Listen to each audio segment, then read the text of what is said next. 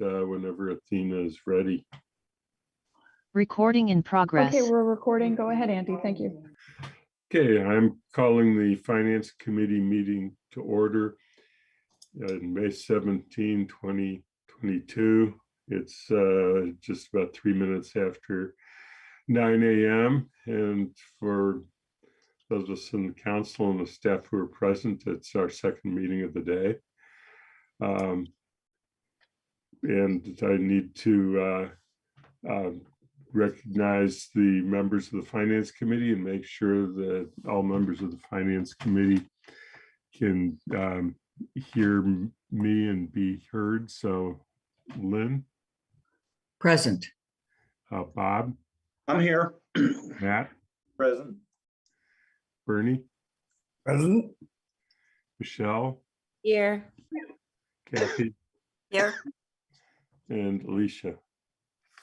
So I think the one person who is not present, and I think that we have a quorum of the council. This has also been posted as a council meeting.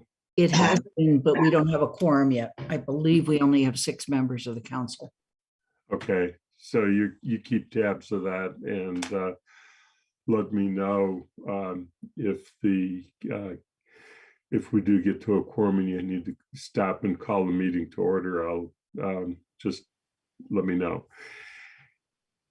And just for everybody's information who's not been in one of these meetings this year, the way that we proceed is that there's a brief introduction that each of the department makes to give us sort of an overview on the critical issues that you would like us to be aware of. And we've assigned one member of the council who's responsible for each of the areas, and that person gets to ask questions first.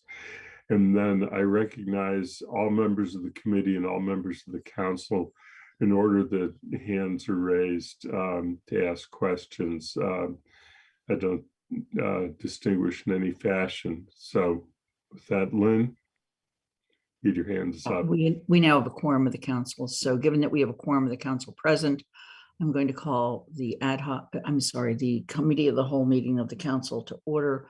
I need to check to make sure that the additional councilors can hear and be heard. Let me just look quickly. Dorothy Pam. I can hear. Jennifer Taub. Do you want me to say? I Just say you can hear us and we can hear you. Yes, I can hear you. Thank you. Anna Devlin Gothier. Good morning. I can hear you. Mandy Jo Haneke. I'm present. Thank you. Done. Okay, so could you put the agenda up again for just a moment, please? And then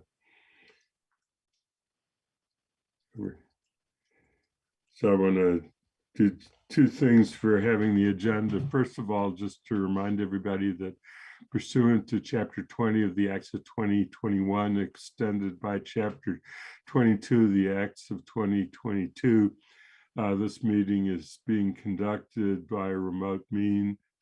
Members of the public who wish to access the meeting may do so via Zoom or by telephone. No in-person attendance of members of the public is permitted, but we've made every effort to ensure that the public can adequately access the proceedings in real time by technological means. I will have the agenda put back up later again in the agenda, but I want to go through the first part really quickly. We're going to be going directly into public safety.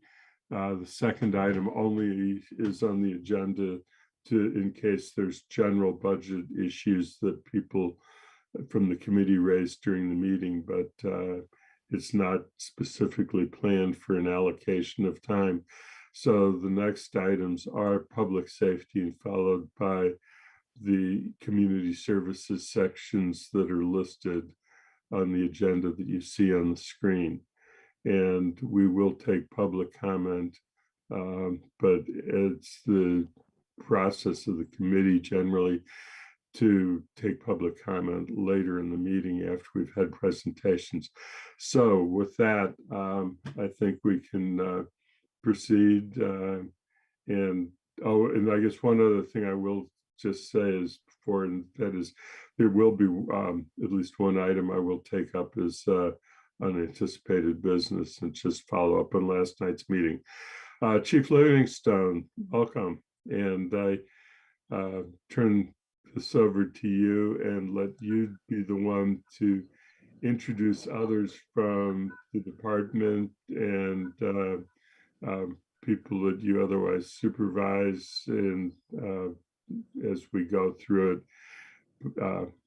But please proceed and good morning.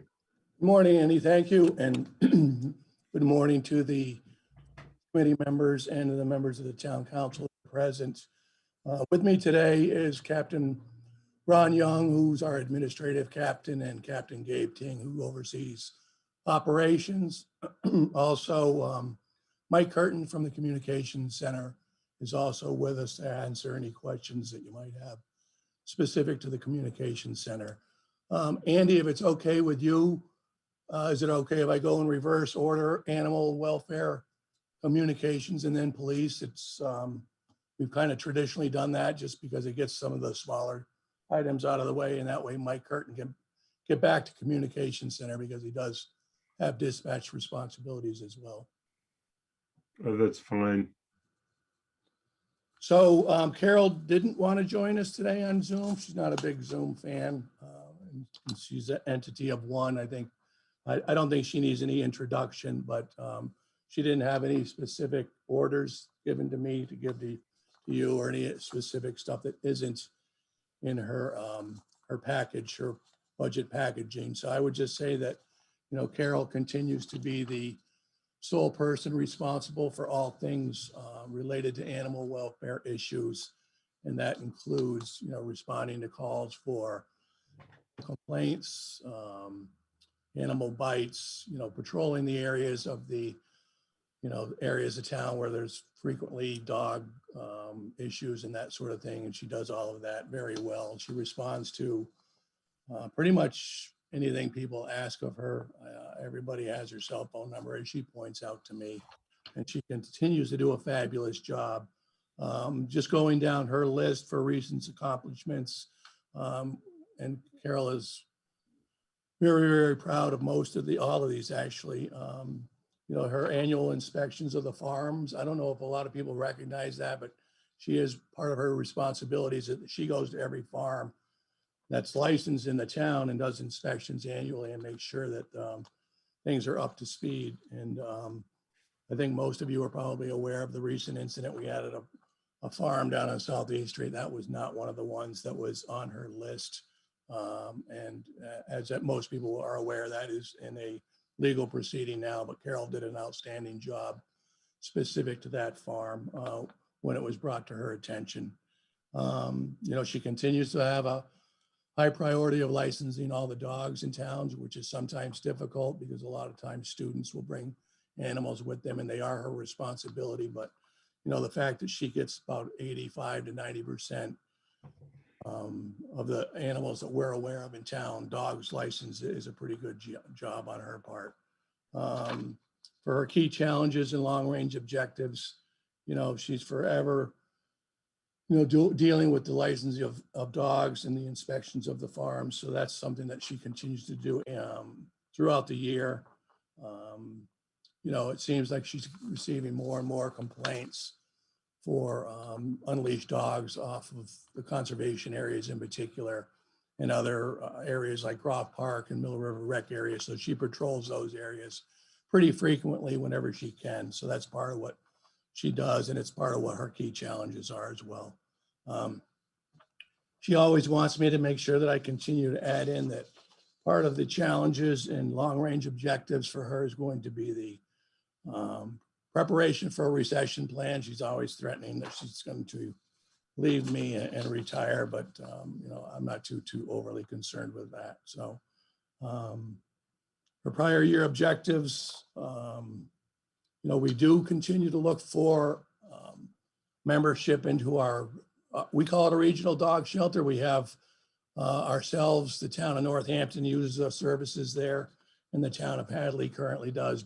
Both Hadley and Northampton are also in the process, though, of looking at starting up their own dog shelters. So, we'll continue to search and look out for membership into a regional approach. But as probably you've read, other municipalities are looking at starting up their own dog shelters and animal shelters. So that'll be a continued year objective.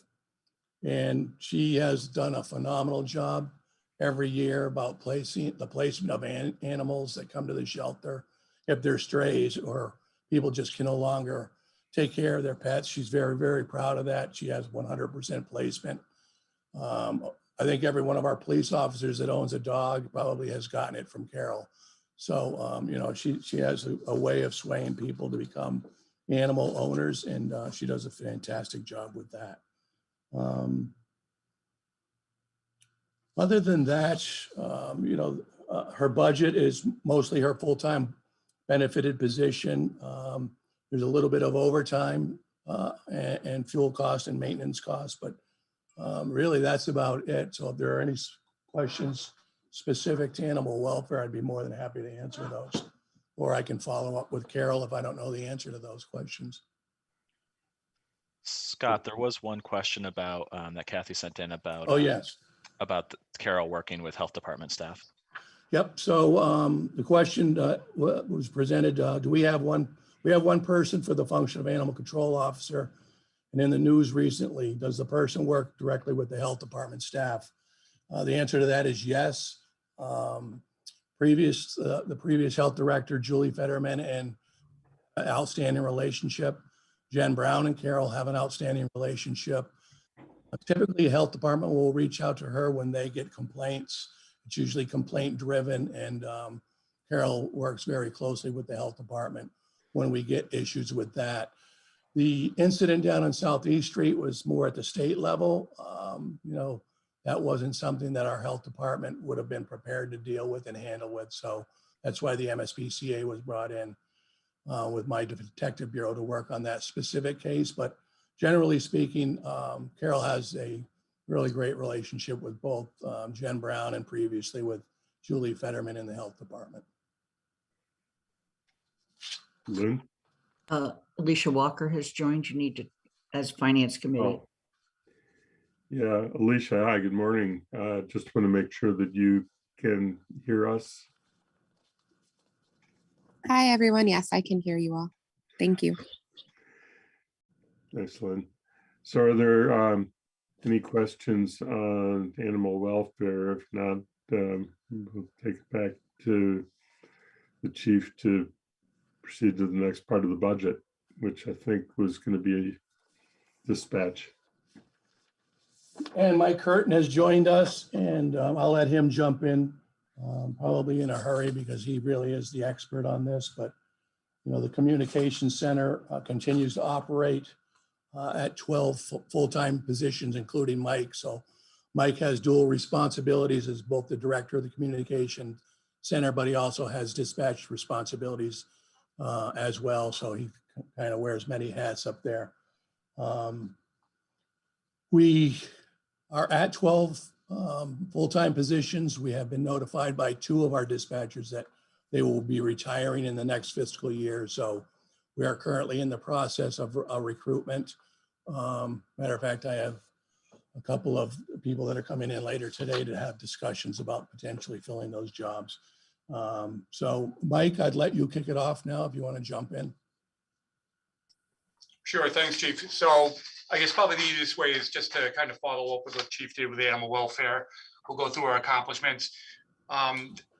Chief, did you forward my answers to Kathy? The question she had specific, okay. So I did not. We're going to do those verbally. Sure. Okay, so our recent accomplishments is something we have to do every year, but we have to maintain our state certifications as emergency dispatchers, which requires a certain amount of continuing education credits, have to meet certain requirements that they have. We also applied for a couple grants, which are integral to our operations. A training grant, which we received from the state for $19,000, which helps take care of that training, pay for the majority of costs. There's only a few incidentals, but very little that the state training grant doesn't pick up that allows the dispatchers to keep their certifications. Without a certification, you can't answer a 911 phone, which basically means you can't do the job. And we also received a support and incentive grant for $133,000.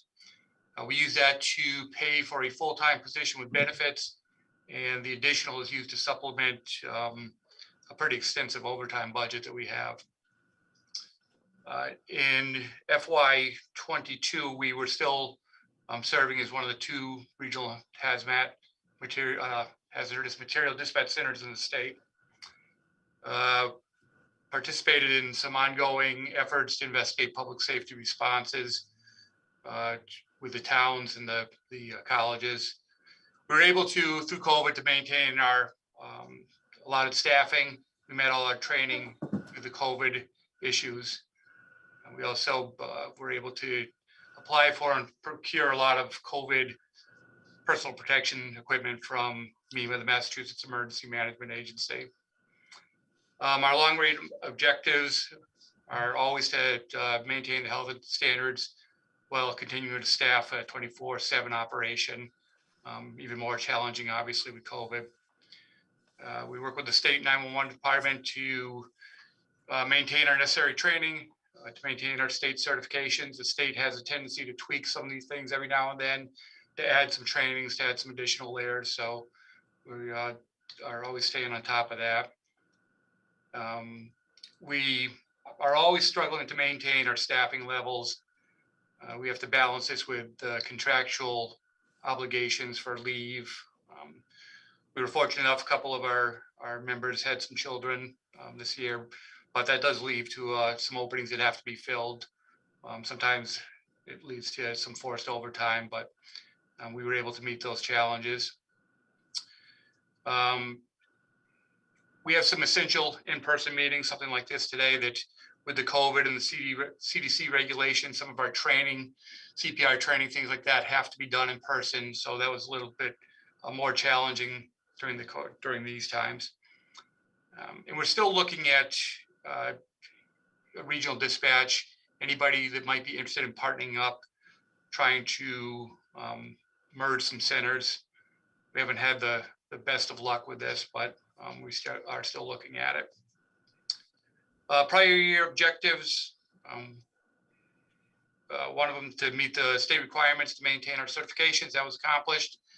To address the need for proper staffing levels, provide coverage for known contractual leaves. We're always able to accomplish that. And again, sometimes that leads to forced overtime, making people work when they really don't want to, but we have to maintain a minimum of 2 people on duty at all times. So it does happen. One of the things that we're looking at doing, we have myself as the supervisor, we have 1 lead dispatch position, which provides some after-hours supervision. We're looking to add a 2nd lead dispatch position to provide even more after hours or hours that I'm not here supervision. And the 1st lead dispatcher is going to have to start spending some hours with me, learning some of the administrative tasks. Right now it's Jason Rushford. He does an excellent job with the day-to-day operations, but there's a lot of things with the grants and payroll and things like that, which he needs to spend some time working with me, which would kind of leave some of these after-hour shifts not necessarily supervised by somebody in communications. We do have the luxury of having a good relationship with the police and fire departments, where some of the questions that pop up can be answered by those personnel. Sometimes I have to be called after hours to answer some things. And we are just finishing up. We're kind of waiting on the new phone system. I know the rest of the town has the new phones. We're waiting on the new phones in public safety to fully equip our backup communication center, which is up at the North Station.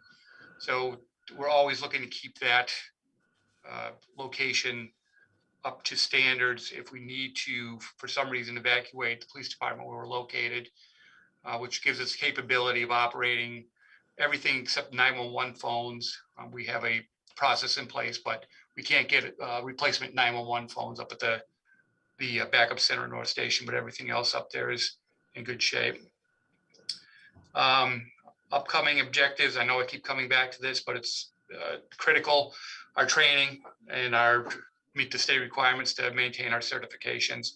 There's always new trainings coming down the pike, and it's important for us to stay on top of those. We're always looking to address our staffing levels, provide the proper coverage. Still hoping, and we're in discussions about filling the second lead dispatch position to provide those the after-hour supervision. We're going to be upgrading the backup communication center as new technology becomes available, new radios, some new technology that we may be able to put up there to make sure that that location is good to go in case of a circumstance where we'd have to evacuate the police department. One of our objectives is going to be integrate the CREST program into our dispatching protocols. We've got a really good start on that. We've got a few things to button up, but we will be ready to go with that when the CREST responders are ready to hit the streets. And we're always looking at recruiting and interviewing and retention. It's very difficult in the communications field. It's a tough profession to keep staff on board for several reasons. And that's it for me for right now.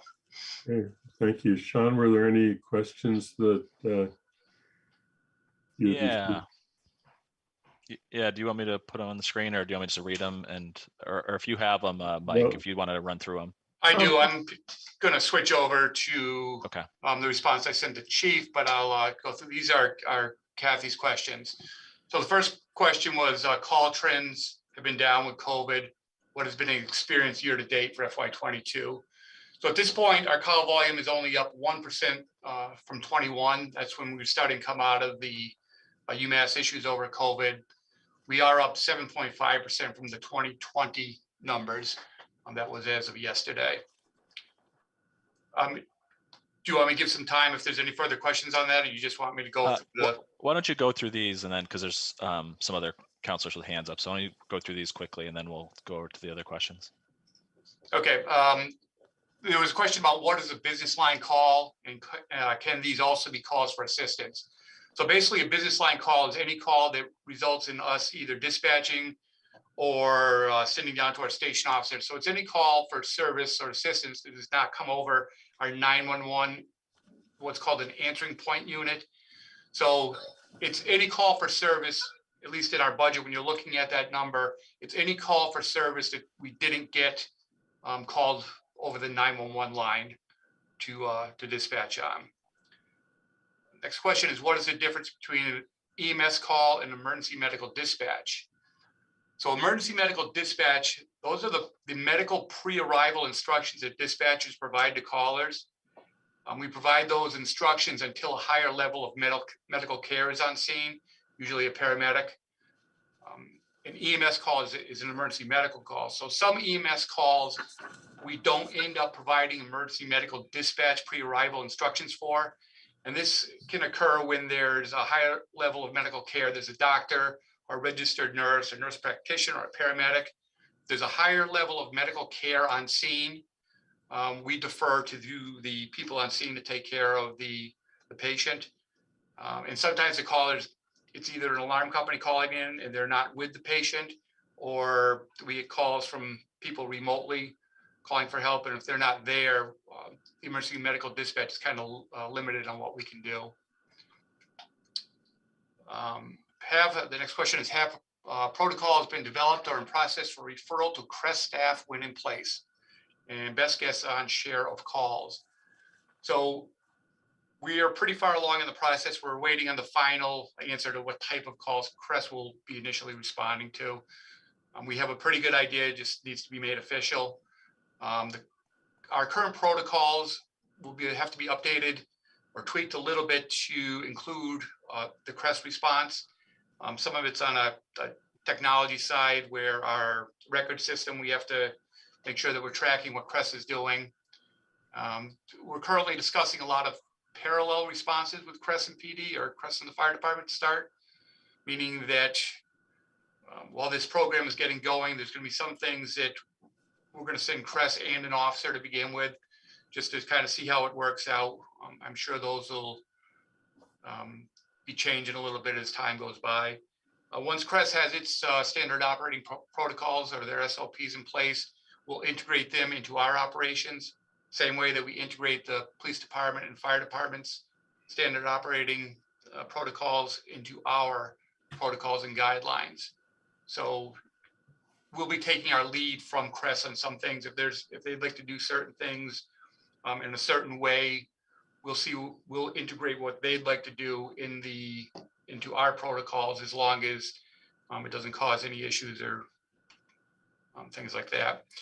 Initially, I was just running some figures. It looks like Crest will respond to about 10% of the calls that we take. The majority of these will probably be that parallel type response where they're going with the police or fire department to start. But this does not include any type of self-initiated activity the Crest program may generate. So in talking with Earl, a lot of the things that they'll be doing will be kind of self-initiated. We'll be documenting them, but they'll be letting us know what they're doing. So the 10% number, that's kind of existing calls that we're looking at right now. But that's, again, it's a guess, and we'll have a much better idea 6 months from now.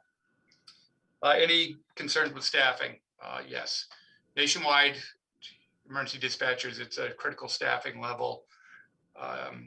The normal dispatcher career is between 3 to 7 years, depending on what you're looking at. It's stress, it's hours, it's pay level. Those are the contributing factors to the turnover and difficulty sometimes in recruiting and retaining staff. In town, our staffing is in okay shape right now. Again, we do have 2 retirements coming up.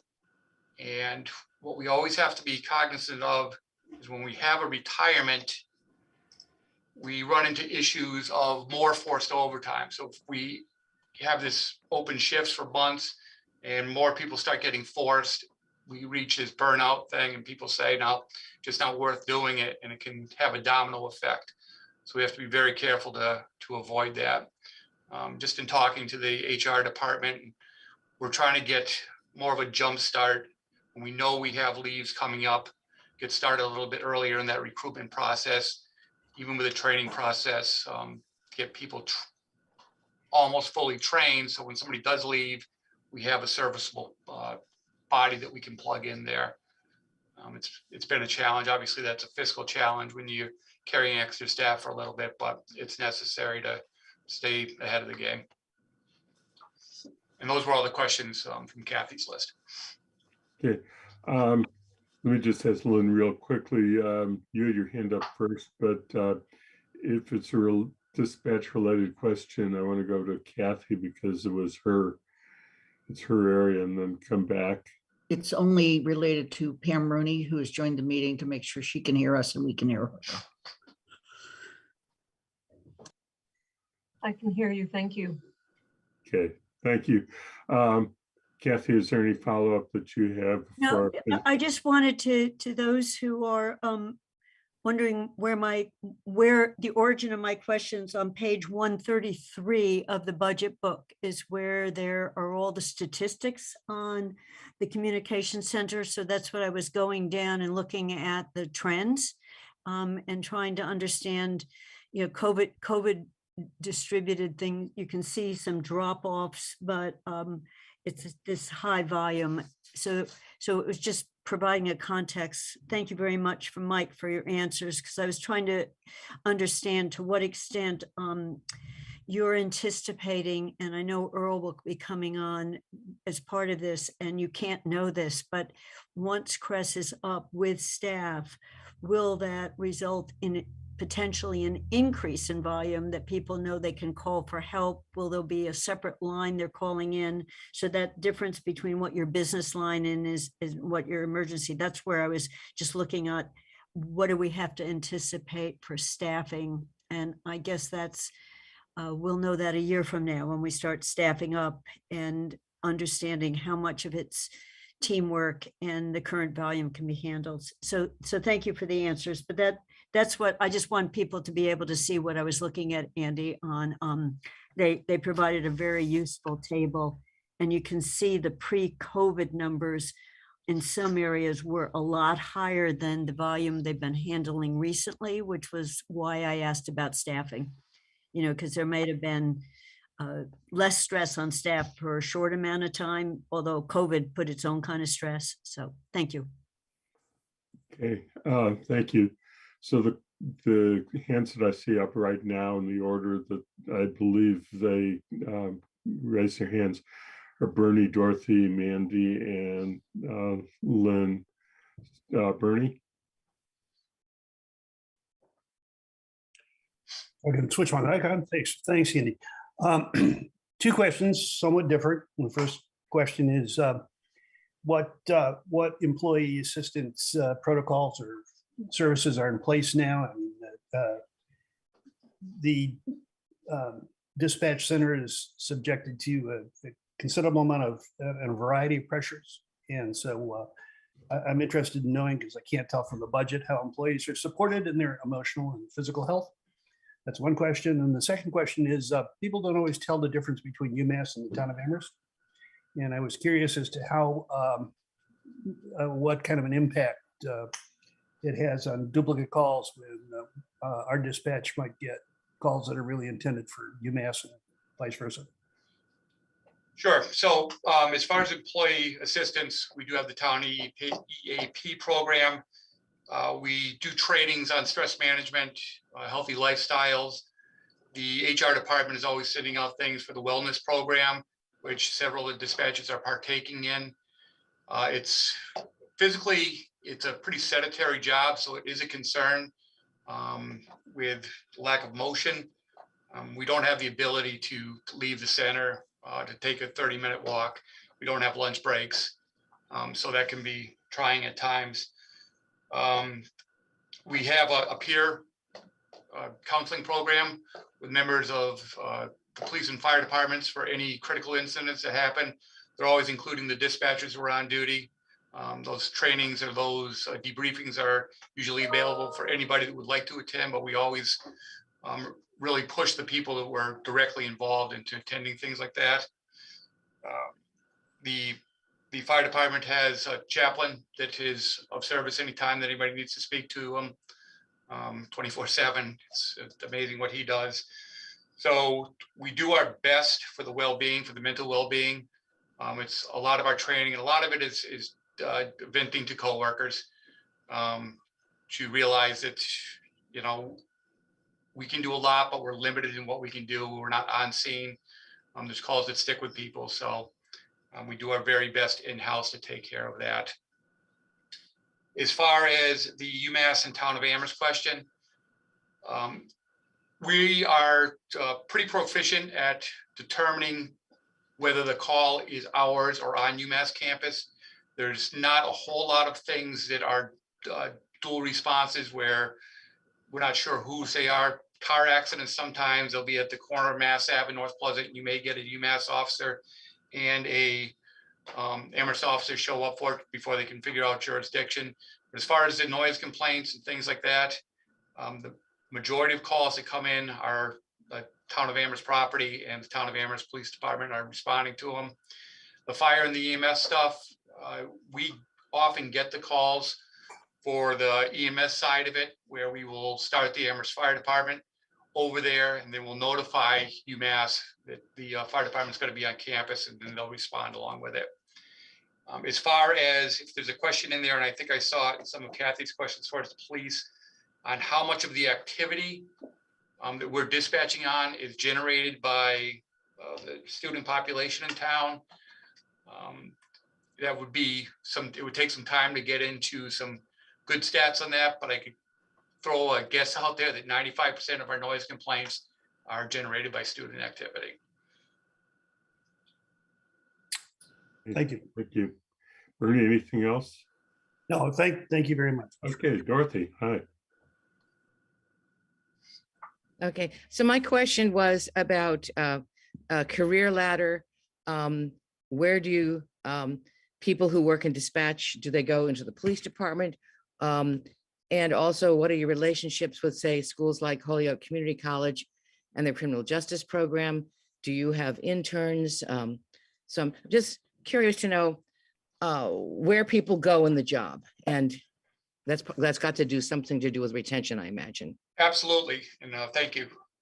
One of the things with the career ladder, and this is this lead dispatcher position, until we got this up and running going on 2 years ago, there really was no clear career ladder within dispatch. It was dispatchers and myself, dispatch supervisor. The career ladder aspect, I think, is critical in retention. It gives the employee that wants to go above and beyond, it gives them something to strive for. There are a certain amount of any job, there's a certain amount of people that love their job the way it is and are happy with it and want to leave when they go home for the day, try to forget about the job till they're at work next. There's other people that would prefer some type of advancement opportunities. That's why I again, pushing for this second lead position, just kind of provide that coverage we need. The Holyoke Community College aspect, a lot of the criminal justice, most of those students are looking to go into police work. We haven't had people kind of cross over from our dispatch center to go into police work, but it does happen in some larger centers. There's some centers where to get into the police field, and not really in Massachusetts, but I'm thinking Texas, California, where the candidates actually have to spend a year in dispatch before they can move up into the police candidate section. But that's not the way that it works in our center. We do have a certain amount of dispatchers, I think 3 dispatchers that have second jobs in fire service, either usually a part-time or on-call type basis. So I'll make that 2. We've 1 left. So, a career ladder would be a great thing. I wish that I had it moving up, but that's just kind of the way things are set up here.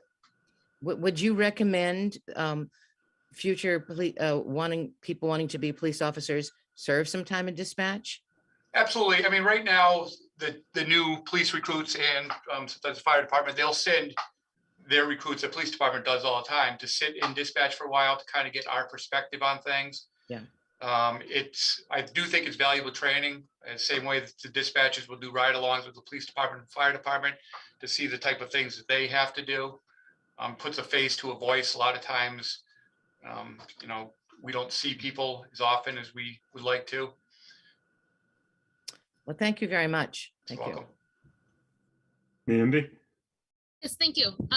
And thank you, Kathy, for asking some of the questions I had. There's one that wasn't covered, and hopefully it's an easy answer, which is we are a regional dispatch, hazmat dispatch center, which is great, but I'm curious whether the state provides some funds for us to maintain that as a regional hazmat dispatch center, and if so, how much? So we are no longer going to be that regional dispatch center. The state has moved that responsibility to MEMA. They have 4 dispatchers on duty, so they've moved that responsibility. There was funding that came through, it went into a revolving fund that accounting kind of managed. I believe it was $10,000 a year, but the Department of Fire Services, who runs the hazardous material dispatch, they've discovered that they could get it done for nothing from MEMA, Massachusetts Emergency Management. So they moved that direction.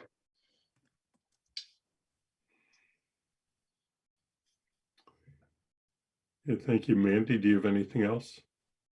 Okay, because your hand was still up outside. Lynn?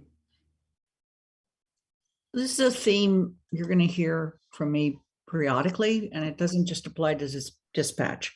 The time to be thinking about an evaluation system that will collect all of the data that tells us how CRES is doing and what has changed is now, because you need some baseline data, which we need before we start. And then, of course, we want to see the data as it grows. This is an impressive program. I think we're off to a great start.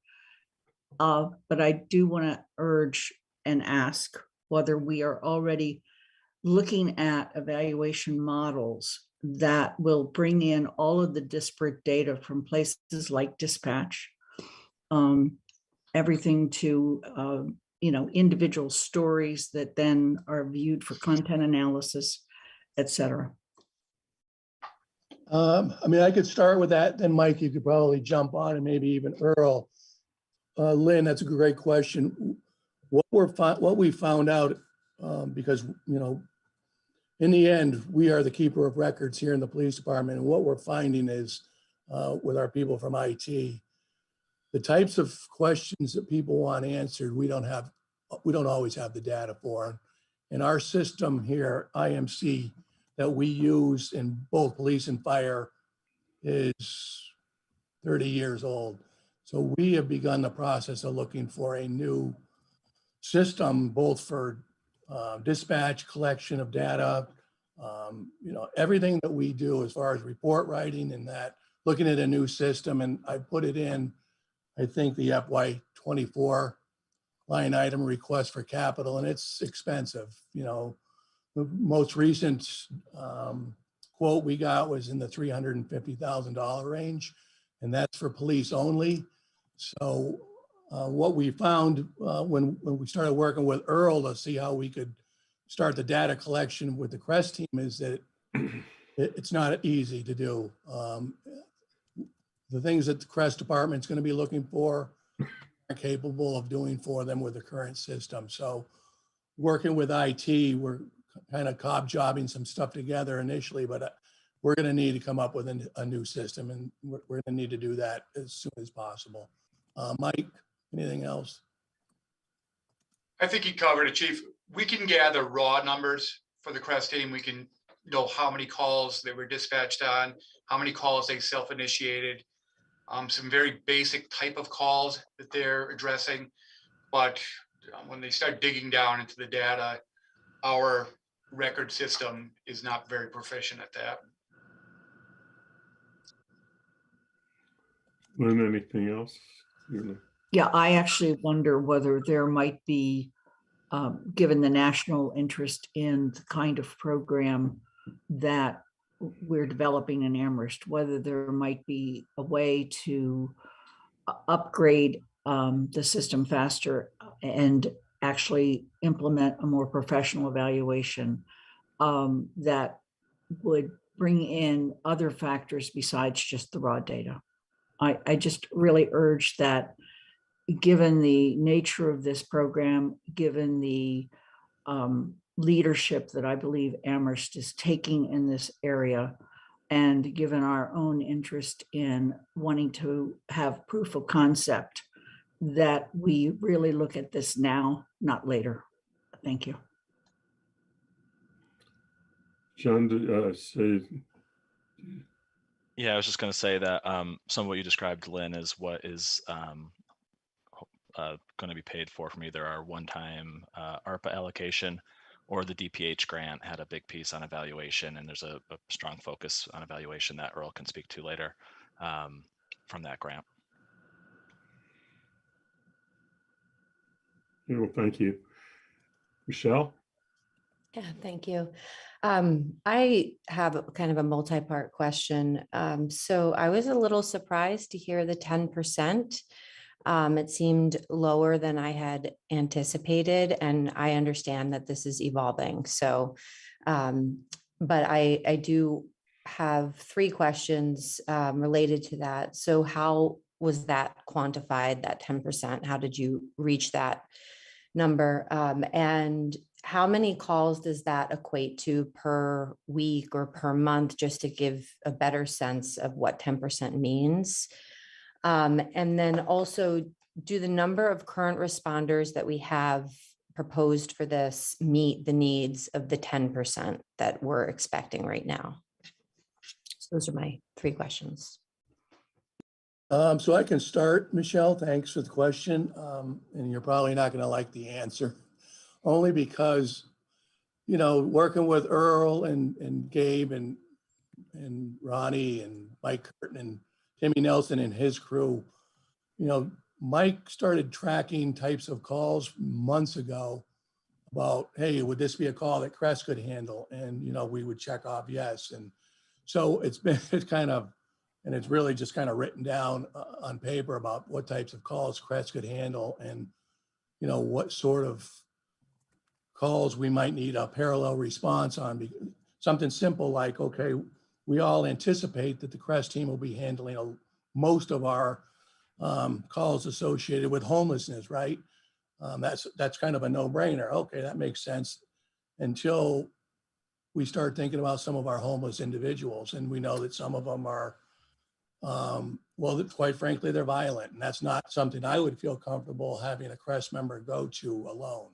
So, I guess the simple question is we have an idea of the types of calls we want them to go to, but we also know it's not as simply cut and dry as they're going to handle all homelessness issues. They're going to handle all mental health calls. They're going to handle all, I think it's going to be a lot of communication between Earl and his members and the dispatch center, quite frankly. And there's going to be a lot of communication between the police officers and the Crest members, because I think at some point, police officers are going to get dispatched to a call and they're going to be like, this is something Crest can handle. So they'll call and say, Crest should handle this. And then in reverse, Crest is going to go to a call and they're like, we don't want to be here.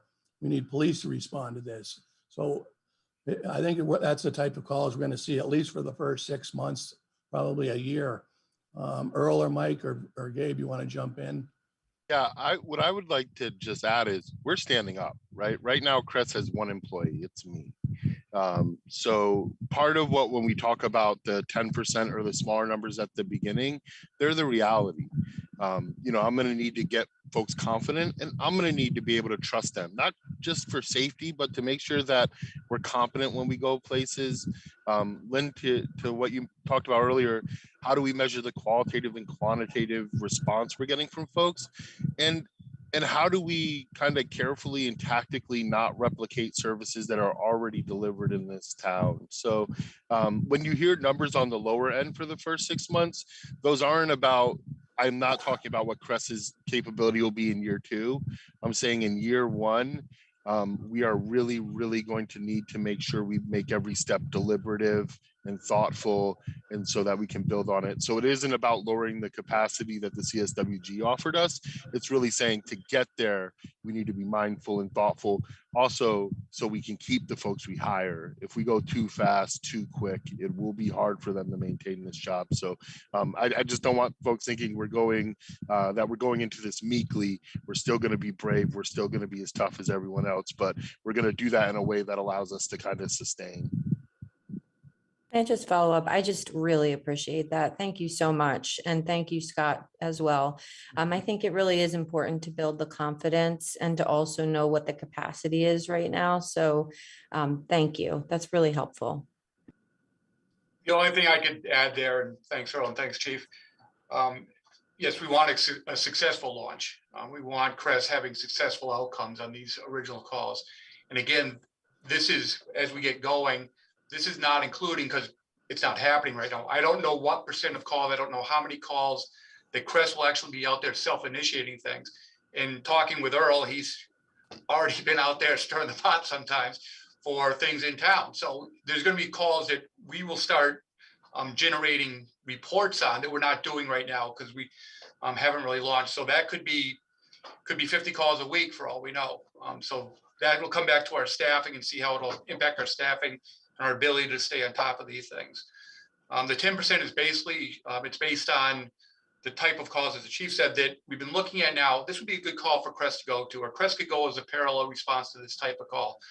Some medical mental things, some homelessness issues, some trespass issues, some just regular suspicious calls about somebody who looks like they may need to be talked to on the street, some parental things where somebody wants some parenting done or some assistance with a youth that we don't have anybody to send to right now.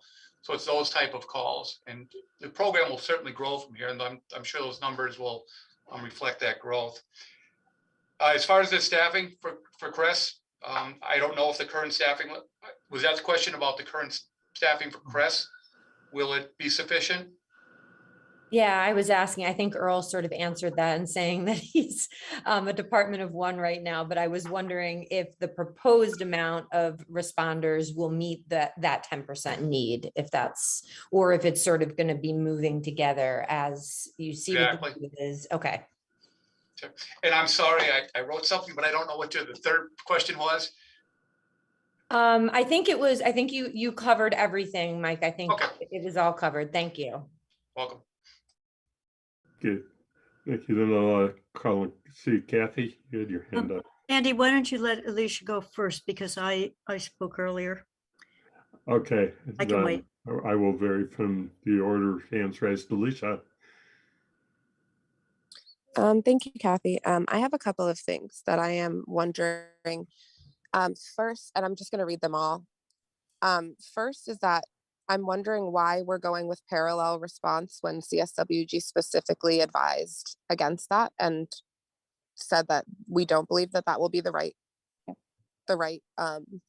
format for the town of Amherst. And then we also talked about that Crest will be responding to 10% of calls. And there was something mentioned about 90% of noise complaints come from UMass students. So I'm wondering if Crest will be responding to noise complaints at all, or what the idea is with that.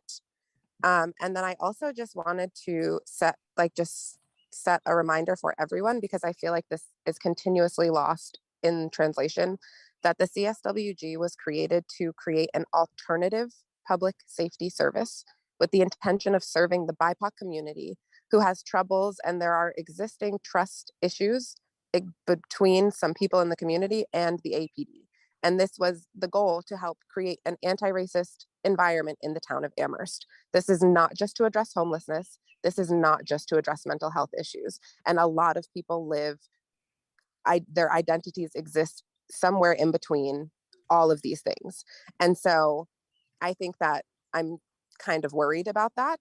And my last question is that we're talking about staffing levels and the ability for Crest to respond. And is that because of there aren't enough responders, there isn't enough funding, or what is the reason Crest can't respond to the calls that were intended by the CSWG and that were recommended? Chief, Thank you. I don't know if you mind if I take first, because I think some of these are probably more mine. So Yes, I go just ahead, kind Earl. of want to work backwards, if you don't mind. So I've heard this from folks, the idea that, Crest being anti-racist and biased, kind of who we work with and where we spend our time. So I've met with a lot of the homeless folks in this town, and they are people of color. They're also poor people. They're also victims of sexual exploitation and abuse. They are folks who have not been connected to systems. And so it has felt important to, as much as possible, be a lifeline. We're also doing events in the apartment complexes. I'm involved in several mediations between BIPOC tenants and their white neighbors in apartment complexes across the town. We intend to do everything we can to kind of meet the goals of the CSWG and the LEAP report and everything we do. The lower numbers on the responses at the beginning are not about the overall capacity. It's about we won't be able to hire anybody who's been a Crest responder before. We won't have anybody who comes in with a ton of experience. So it's less about kind of what we'll look like as a fully formed group, and more about how do we make sure that we're doing the right thing and we're doing it in a deliberative way. Parallel responses are actually, I felt like a response to pieces of the CSWG report. The pieces about how could we be involved in situations like domestic violence, where there is a crime and there is a victim. And we're still really game planning that out, but really our goal is that when there are situations that could involve more than one sort of response, that maybe there's someone who could use some community support, maybe there someone who could be in need of that would be helpful, but also that I recognize that redemption sits at the core of Crest's responsibilities, and that even perpetrators have a right to compassion and care. And so meeting folks at those instances in which police may be the main person, we still intend to support them at the county jail while they're there and when they come home. Our kind of overarching goal has been to serve every Amherst resident wherever they may be to the best of our ability. So I just want to acknowledge too, this is a tricky process and we're not going to be perfect. So we're always, hearing and learning from folks. Sorry, Chief. Thanks, Earl. And I think he covered the parallel response question and the 10% calls. It's specific to Alish, the noise complaints. There might be times where they can respond to a noise complaint. The issue and we started to look into that. Okay, what calls might they be able to respond to? Neighbor dispute, just having conflicts there, or the barking dog complaint, that sort of thing. What they won't have the ability to do is take any sort of punitive action that includes, writing TBL violations and or testifying in court. So if they respond to a noise complaint of 100 people and they get no cooperation, then what happens? Or, we don't want to put our CREST responders in a situation where they don't want to be CREST responders anymore. Because, I think, and Earl has brought a lot of light to this, there's not a lot of people looking to get into the social services field. And, the recruitment part of it's going to be important for us to make sure that we get people who want to be here for the right reasons and are sustainable. So, I think we are looking at the potential for them to respond to some noise complaints. And there's going to be a lot of noise complaints that they can't respond to. So for that reason, we're going to have potentially some sort of parallel response, at least in the beginning, specific to noise complaints and probably other calls as well. And as Earl pointed out, and Mike, I think what we're going to see in year one of the CREST program is going to be, different from what we see in year two. So, it's going to be a lot of, hey, did this work? Did this not work? What worked? And what can we expand the call volume to? So we just don't have all the answers yet. So. Okay. Alicia, I was trying to come back to the person who asked the question to see if there's follow-up. So please, if you have something. Yeah, just two additional things. Thank you, Andy. The reason why I asked that, because I know we did talk about some of those things in the implementation team meeting, but we also talked about possibilities of having CREST respond and maybe having the PD like somewhere in the wing so that if they're needed, they can be called and they can't be far, but that we don't need to always have a parallel response because again, the purpose of the CREST was for an alternative program to exist. And to me, this is sounding a lot like just an extension of the PD. And so I also want to know like what specifically is the CREST program doing to differentiate itself from the PD to create an anti-racist culture? What types of training and degrees that are different from the PD? Like what is distinguishing this as an alternative and not just different, like moving things over to different people? That's a great question. I would say the folks who are applying for these positions are a huge differentiator. We have folks who are coming from the educational system, the human services field. The training we're offering are conflict resolution by the CRG group out of Springfield that does restorative justice between inmates at the Hampden County Jail and their victims. NVC, nonviolent communication, we're receiving that training from two residents of the town of Amherst. Our homeless outreach framework is coming from Jay Levy, an internationally kind of recognized frame for engaging with folks who are treatment resistant, which is likely how folks end up chronically homeless. We're receiving training from as many lived experience groups, including the Wildflower Alliance. And we are kind of continuing to pursue those. I think what ultimately is going to make us look different is our actions. And it's hard for me to exactly quantify how our actions are going to be different. We won't have weapons, which that's meaningful. And I think to Scott's point, we don't have a stick. We're an engagement strategy, right? We're with you, we're working with you, we're doing our best to support someone to change their own lives, because that's ultimately how this works. So Some of this is hypothetical, and it's hard to answer hypotheticals for a program that doesn't have a real, there's nothing quite like CRESS in the country. Not one that is so tied into municipal government. So I guess coming from the state, that is my unsatisfying answer for the day, and a commitment to find you a better satisfying answer in the months to come. Thank you. Mike? Yep. Can I just add the term parallel response? That's actually something that Earl brought up. And we're going to try to differentiate this from a co-response. So touching on Alicia's question, we do foresee calls where we will be telling the officer, we'll be telling the officer that CRESS is responding to such and such a location for a well-being check. And that'll be the key, knowing that in this call, CRESS is primary and the police officer is backup. And vice versa, there will be calls, we'll be telling CRESS that we have PD responding to such and such a location for a well-being check. That'll be the key to the CRESS team to know that the police are going to be primary here till it's investigated. The police may get there and say, oh, this is good, CRESS can handle this, and they'll be gone. So we did look at that. We're just trying to have this program be successful. We don't want to send CRESS responders someplace on their own that we in dispatch said, oh, we don't know this person, doesn't sound like it's going to be a problem. CRESS responder gets there and bottles start getting thrown, and now the police response may be 5 minutes away.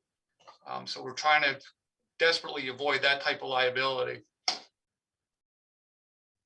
And the police response would need to be more aggressive in that situation.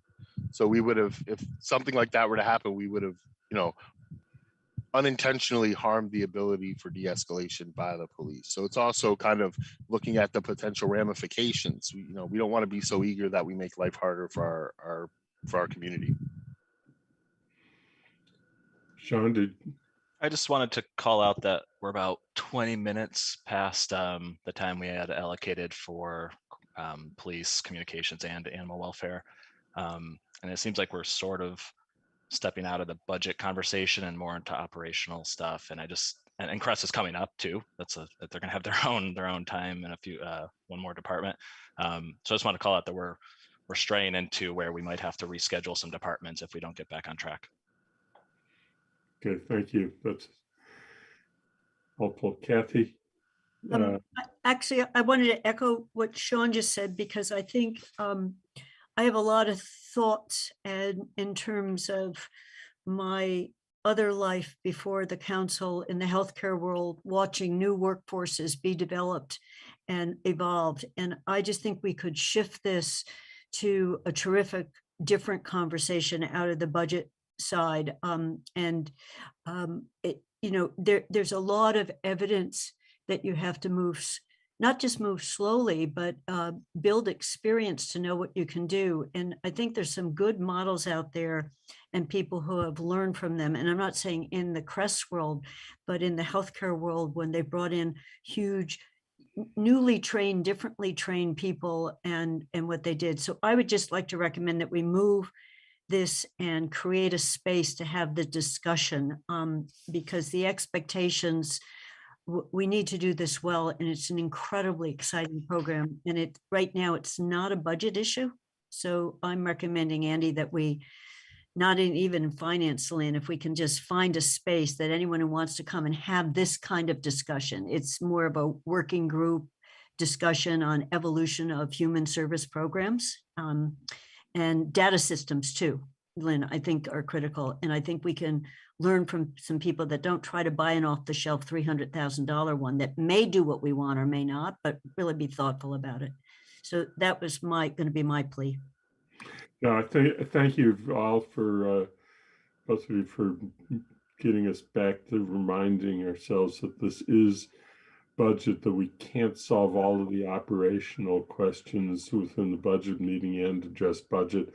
We may need to ask Paul at some point to create some kind of program, and maybe after there's a little bit more experience, we're closer to actually being operational with responders. I had a question. I don't want an answer to it because it's just another example, which is experiences that we have from working with University of Massachusetts and some of its programs working with students that are student run through the off-campus housing office, and whether that gives us any instruction. But I think that that's the kind of operational question that I don't want to take time with today. Bob? Yeah, I do want to just raise a financial issue, and that is with CRESS, becoming operational, we may find that there are a lot of hidden costs or things that we can't anticipate now. So I would just like to suggest that Chief Livingstone, Mr. Miller, Mr. Bockelman, just track where we are as we go into FY23 and make sure we don't kind of find ourselves in a hole somewhere down the pike. I mean, it would be helpful to have updates, or to know that we're on target, or we're spending too much, or whatever. That's all. Okay, thank you, Alicia. Thank you. So I am in support of shifting the conversation, but I do want to state, however, that I appreciate the answers to my questions, because the way that the programs operate directly affects the budget. And so my questions, I need to understand how the budget is set up, how money is allocated, and how all of this is working together, and how it's going to be funded. And if these questions were all directly related to the budget. So I just want to say that, because I think it was really important for me and my understanding to have these questions answered right now. So thank you. Thank you. So Chief, we haven't really talked about the police department budget. Yeah, we can do it another day, Andy. I mean, we should probably finish police and then Yeah, follow the schedule we have. And if we get to, if by 11 o'clock we're not on to community services, we may want to invite some people back. We have a meeting at the end that we can use that we didn't fill up the agenda yet. So do you want to move forward, Sean? Or Andy? yes, I'd say please. And okay, because I think we need to talk about staffing in the police department, and I don't. This is a logical time to do that. So yeah, the first item actually on the public safety or the police line item budget, excuse me, was the police facility. I don't think Jeremiah is here, and although I know a lot about this building. Yeah, don't do facility. That's what I thought. Yeah, we'll do that at the end with the other facilities. Sounds good. So I'll jump right in and try and go as quickly as I can. And I know, Kathy, you presented a bunch of 7 or 8 questions, and I want to make sure I get to those as well. I'll try and go quickly, and then if there are questions, we can jump on board. But I think everybody's aware that, so we are budgeted at 46 police officers and 2 support staff in the budget. That's down 2 positions from last year. And I know there's a question directly specific to that and how it's impacted us. I'll try and go quickly through our recent accomplishments, unless you just want me to jump right into the financial part of it, Sean or Andy. The recent accomplishments and key challenges haven't changed a lot over the years. So I could, jump through those if you prefer.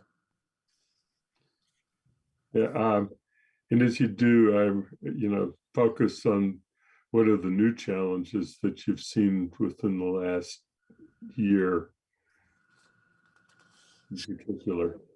And again, coming out of the COVID year, we anticipated that, call volume and calls we're going to get back to, what we call normal. And that's it, pretty much exactly what's happening.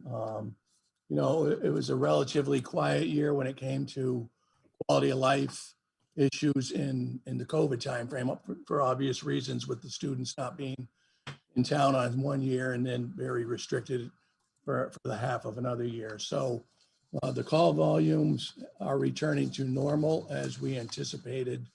And we have dealt with those as we always have. Calls for services. So going back to 2017, we're in the 17,000 range, and they're now this past year back up to 16,000 and some change. In the categories I know you all have on page 121, those statistics are getting back again to pre-COVID norms. And again, this was all anticipated and expected, and we deal with it on a regular basis.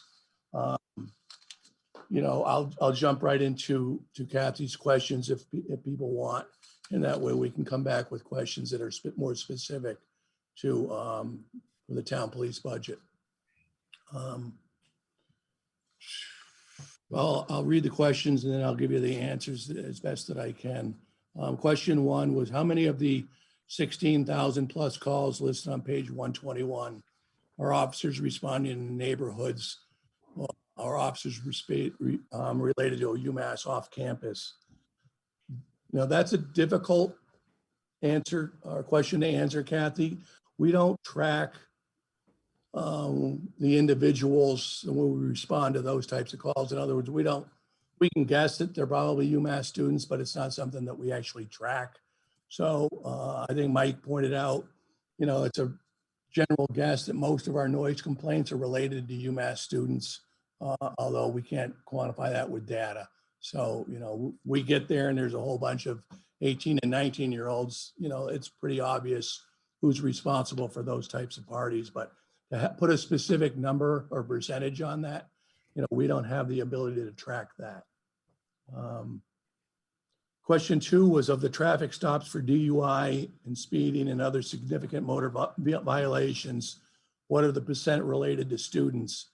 And perhaps using the numbers between the summer months and the school months would help with that. I can tell you that surprisingly, the majority of our OUI arrests are not UMass students. I was surprised to hear that when we did the analysis, because that's something we can track. When somebody is arrested, we do ask, as part of, their job or what they do as a profession, and they answer UMass student, we can track that. So, the arrest numbers are up for both alcohol and drug related OUIs. But the larger percentage of them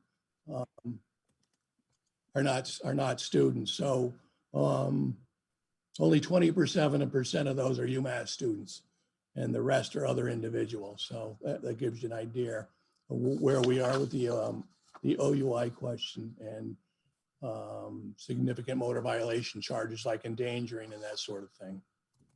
And Gabe, if there's something I'm missing, don't be afraid to jump in.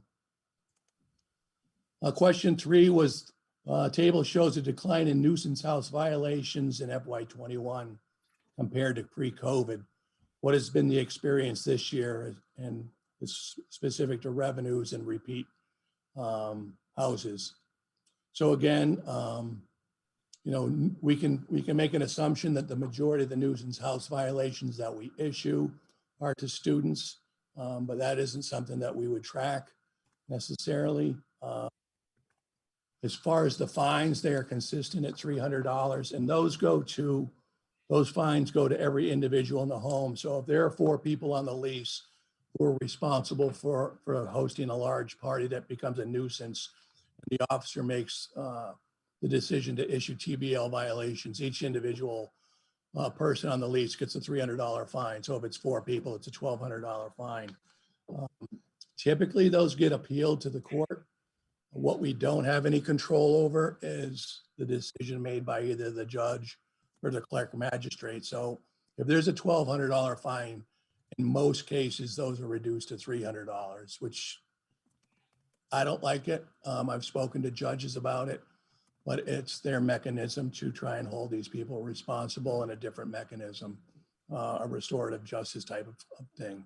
I can tell you that of the nuisance house violations that we do have, and we do write citations for, rarely do we get a repeat offender.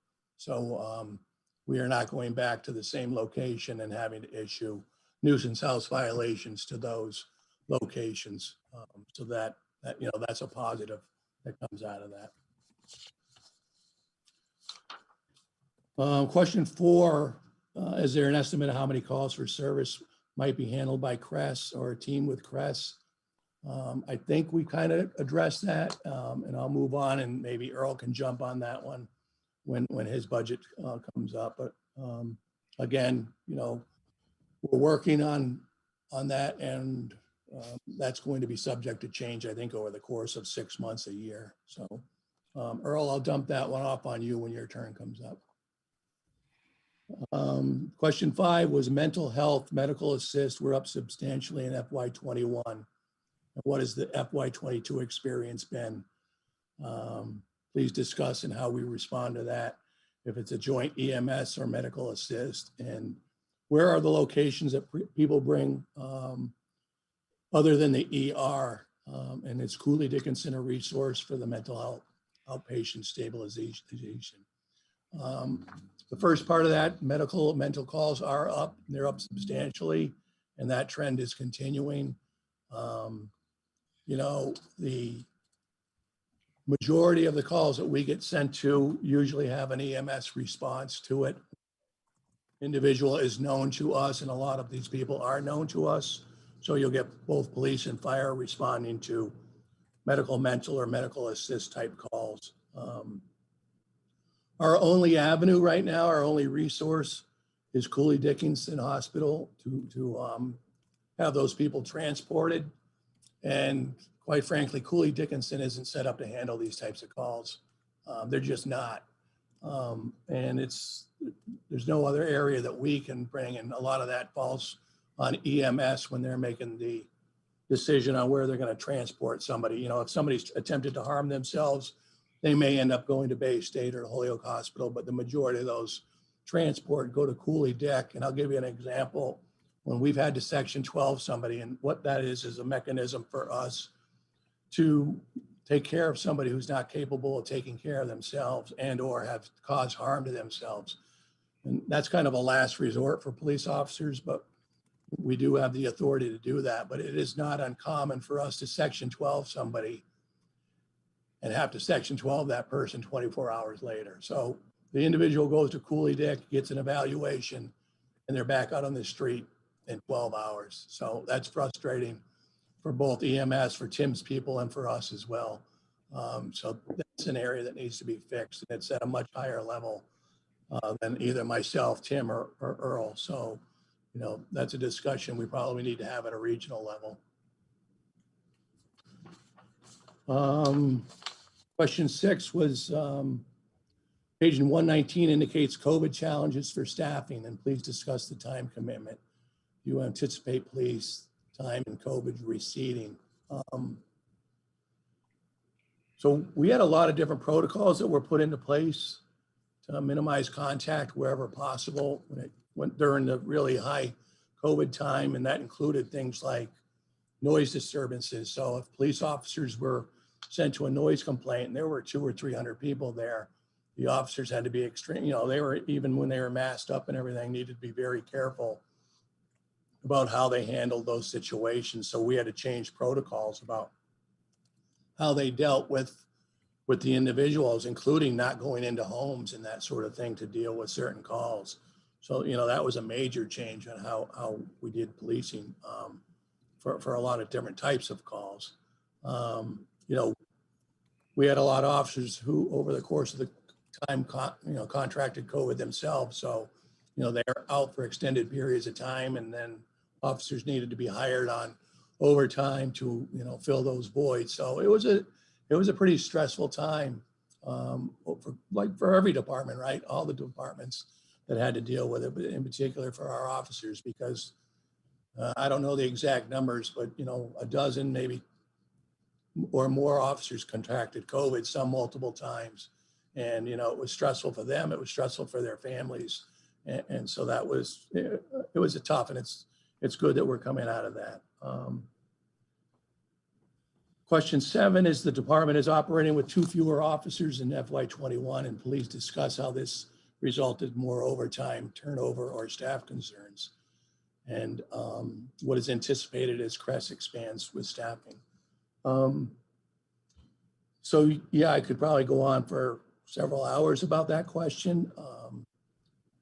directly responsible for the 2 officers that we lost last year to the defund. We had an officer that was assigned as a neighborhood liaison officer specifically to downtown Amity Street, Lower Main Street. So that it was kind of a knockoff of Bill Laramie's position because Bill was being overwhelmed with a lot of his work. So we were looking to build on the neighborhood liaison positions. And so we basically just started that, and then we had to eliminate it. So the officer that was assigned to Central, downtown, Lower Main Street, Amity, Lincoln, that position was eliminated. And we had an officer who was assigned directly to the district attorney's office to handle a regional crime task force. That position was eliminated. So that officer was responsible for doing a lot of investigations that were more regional in approach. We had some houses that were drug houses. We had some regional sexual cases and assault cases that were at a regional level. We also had a number of break-ins, and I think you probably all read about, thefts from vehicles and catalytic converter type investigations. So that officer would work regionally with all the other police officers that were assigned from other agencies. And so that position was eliminated. So those 2 positions were eliminated and taken on by the officers left in both the Detective Bureau and Patrol. I know we had addressed this a long time ago when we did a budget overview, but we only have 3 police officers on any shift at any time who are actually out on patrol. That I know that surprised a lot of people. I think a lot of people thought there were like 6 or 7 police officers out on patrol, and so for each shift, there's only 3 officers. One's assigned to North Amherst, one's assigned to the center of town, and one's assigned to South Amherst. So that is our regular shift. So when somebody takes a vacation day or calls out sick, that officer has to be replaced on overtime. And a lot of times that overtime is mandated. So officer coming off the midnight to 8 shift finds out at 6 o'clock in the morning that somebody called out sick, or has a family member or a kid that's sick and they can't come in. A lot of times that midnight to 8 officer has to stay and work, the entire 8-hour shift. So a lot of our overtime is forced overtime, and that's just the norm. So,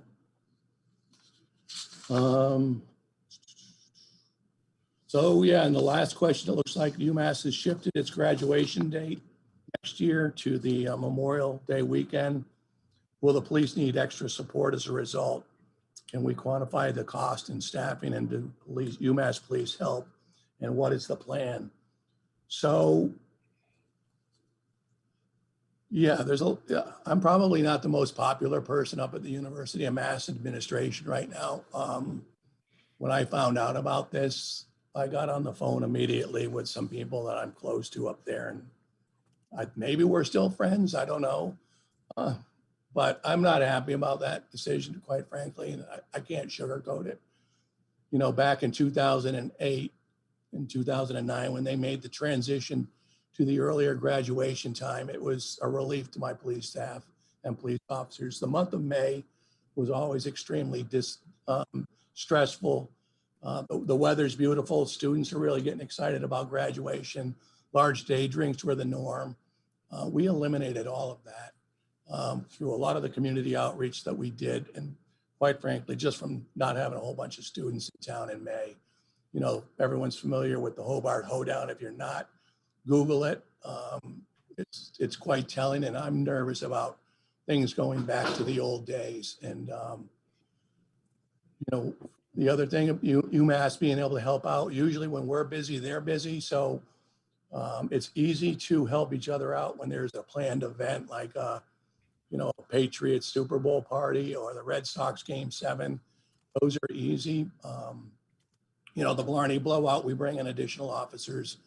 What I don't want to see us have to do is bring in mutual aid partners for the entire month of May, trying to deal with what we anticipate are going to become more frequent large-scale party events with alcohol and types of those events, because we've done a really good job of eliminating that through a lot of hard work over the years. And, you know, Bill Laramie was instrumental in that, as were all the sector officers. So, you know, I know we're going to be anticipating additional meetings with the university.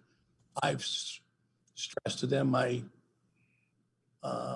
I'm not happy with the fact that they're changing the graduation date, you know, and a perfect example is this past graduation, this past weekend, we had 13 posts that we were trying to fill for traffic, just for one day for traffic for graduation, and we were only able to fill 5 of them. So, you know, it's little things like that where by the end of the year, by the end of this year, officers are ready to take some breaks. And June, July, and August are when they're allowed to take those breaks. We restrict time off. We don't allow officers to use vacation time on Thursday, Friday, and Saturdays in the months of September, October, March, end of March, April, and May. So, you know, that's kind of a big deal when, you know, you have your boss telling you can't take time off to go to a relative's wedding or something of that nature. So, you know, I'll get off my soapbox now and just ask if there are any additional questions that I can answer for you. Thank you. Kathy, did you have anything else, or shall I? You know, the one, and this can be, maybe we can try to quantify it at another time. One of my trying to link the level of service that you're providing to the fact that it's UMass. I feel they are not contributing adequately to the Amherst Town Services budget. So I think the more we can quantify some of these in terms of time. So it wasn't meant so your answers were great, but Andy, that's why I put some of those down, you know, that the fact that our police are often called out for and the contrast with summer months. So I don't want to pursue that, but that's where I was going with some of these questions, is trying to get Paul and Sean a number, you know, like X% of our police budget is related to the fact that there's a University of Massachusetts, and we can document in the following way, or you'll see I've done the same thing with EMS and fire. So it's just trying to make a link to the fact that we are providing services but not getting paid for them because they don't pay taxes to us. So I'll just stop. That's thank you very much, and for your answers. Well, thank you. I would just also add, Kat, I mean, I kind of skirted over a lot of stuff. I try to go through things relatively quickly. We have attempted to do in the past mutual type patrols with the university.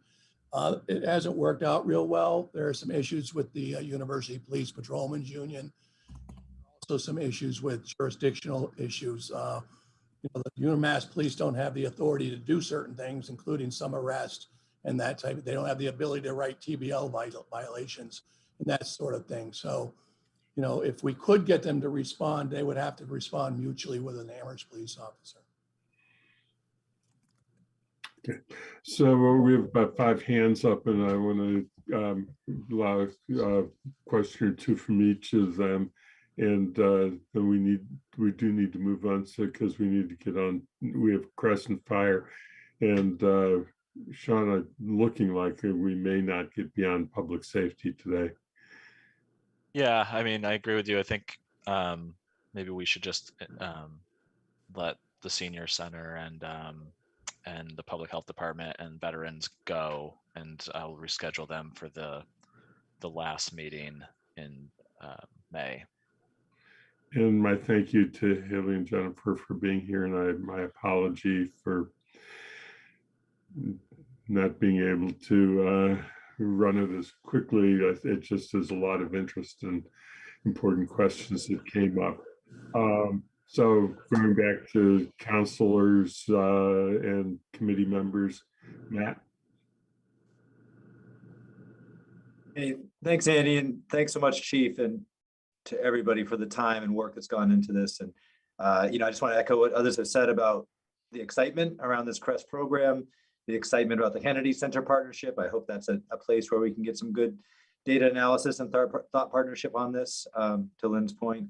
And I actually have a very specific question for the chief that I didn't give in advance. So if you just want to sort of say, I'll get back to you, that's okay too.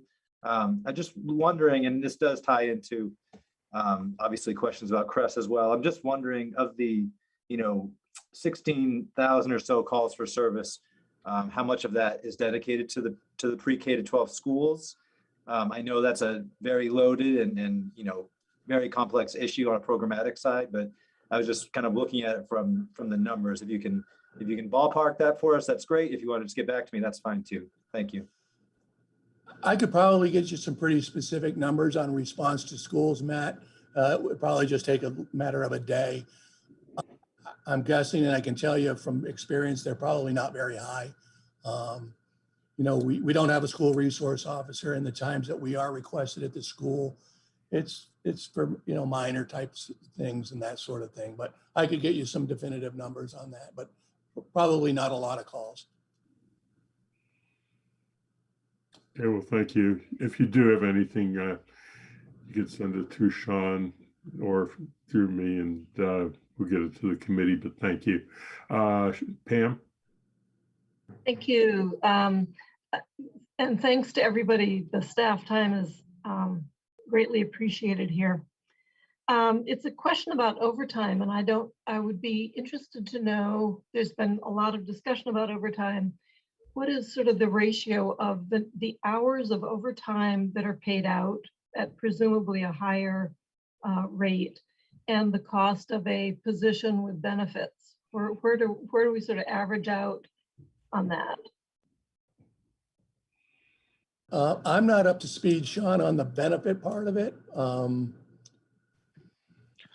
So the question is rough. I mean, so with benefits, it depends if an individual selects a family plan, a single plan, an HMO, a PPO. So, so it varies widely. I'd say sort of the maximum is probably in terms of the town's share of the cost is somewhere in the $18,000–19,000 range, maybe a little bit more now. But that would be for the town share. Sonia, correct me if I'm wrong, if you've got more specific numbers in front of you. And that would be just for health insurance. With pension costs, it's part of a bigger formula. We belong to a group, so it's not sort of a one-to-one with pension costs. And I shouldn't have been quite that general, but if we took a let's say just a starting officer benefits, how does that compare to what you pay out in terms of overtime, and where does that? I'm not expressing this well. Yeah, no, I kind of get where you're going, Pam. We've been funded back in 2007 or 8. I think we are funded at 51 police officers, and we are all now funded at 46. I can tell you the overtime budget hasn't been affected drastically by changing 2 or 3 positions, either up or down. Again, we're at kind of a minimum of officers on the street. So typically, as I mentioned, 3 officers are out there at a time. And when if a detective calls in sick, we don't have to replace that, right? Or if I call in sick one day, we don't replace that. I'm talking almost exclusively on patrol officers. So when the patrol officers call out sick, those are the ones that need to be replaced on overtime. And we usually always exhaust our overtime budget, and it's $290,000, I believe. So, would it be easy to say if we had another 2 officers, would the overtime budget come down to the amount that those officers cost? It doesn't really work like that, unfortunately. So I hope that our starting salary is $46,000, and it goes through 10 steps to $65,000. And of course, overtime is paid at 1.5 times the officer's hourly rate. So, if it's a lot of young officers working overtime, we can get a lot more out of them than some of the older officers, and that's typically how it works. Thank you. Yep. Jennifer? Yes, thank you. This is more probably a request than a comment about the budget, although it does pertain to what Kathy mentioned of how much of a police department calls is related to having UMass in our town. But the comment was made that I guess I would ask if when the police respond to noise and nuisance or any, it could be any other calls to a student house, it's pretty clear it's an absentee owned student house, or it's a student house, whether the owner lives there or not. Presumably it's, it's probably absentee. Why couldn't that just be recorded that the call went to a student house? And I was very interested because it's confirmed what many of us who've been following this for years have noted, that 95% of noise and nuisance calls tend to be related to students, because on the council, we are getting an increasing number of emails from throughout the town where more and more homes on what have traditionally been, streets where non-student households have lived, that there are more and more absentee-owned student houses, and there are noise and nuisance and other concerns related to that. And I think there's been a response on the part of people that this may not be part of their daily lives, that this is an exaggeration, that it's not so much happening. And it would be really helpful as we're trying to document this, if there could be some just notation when police respond to calls that it's a student house. And it was encouraging to hear that when the Amherst Police Department's experience has been with that, when they respond to a house once and they give a noise and nuisance violation, that they're not called back. Although I know in one of the neighborhoods I represent, like 20 Allen Street, 35 Phillips, 164 and 174 Sunset, and I may be wrong, 342 Lincoln, that there definitely are houses where the repeated calls. And then of course, there's the issue of every year when the occupancy changes, then there's calls to the same house, even if it's different people living there.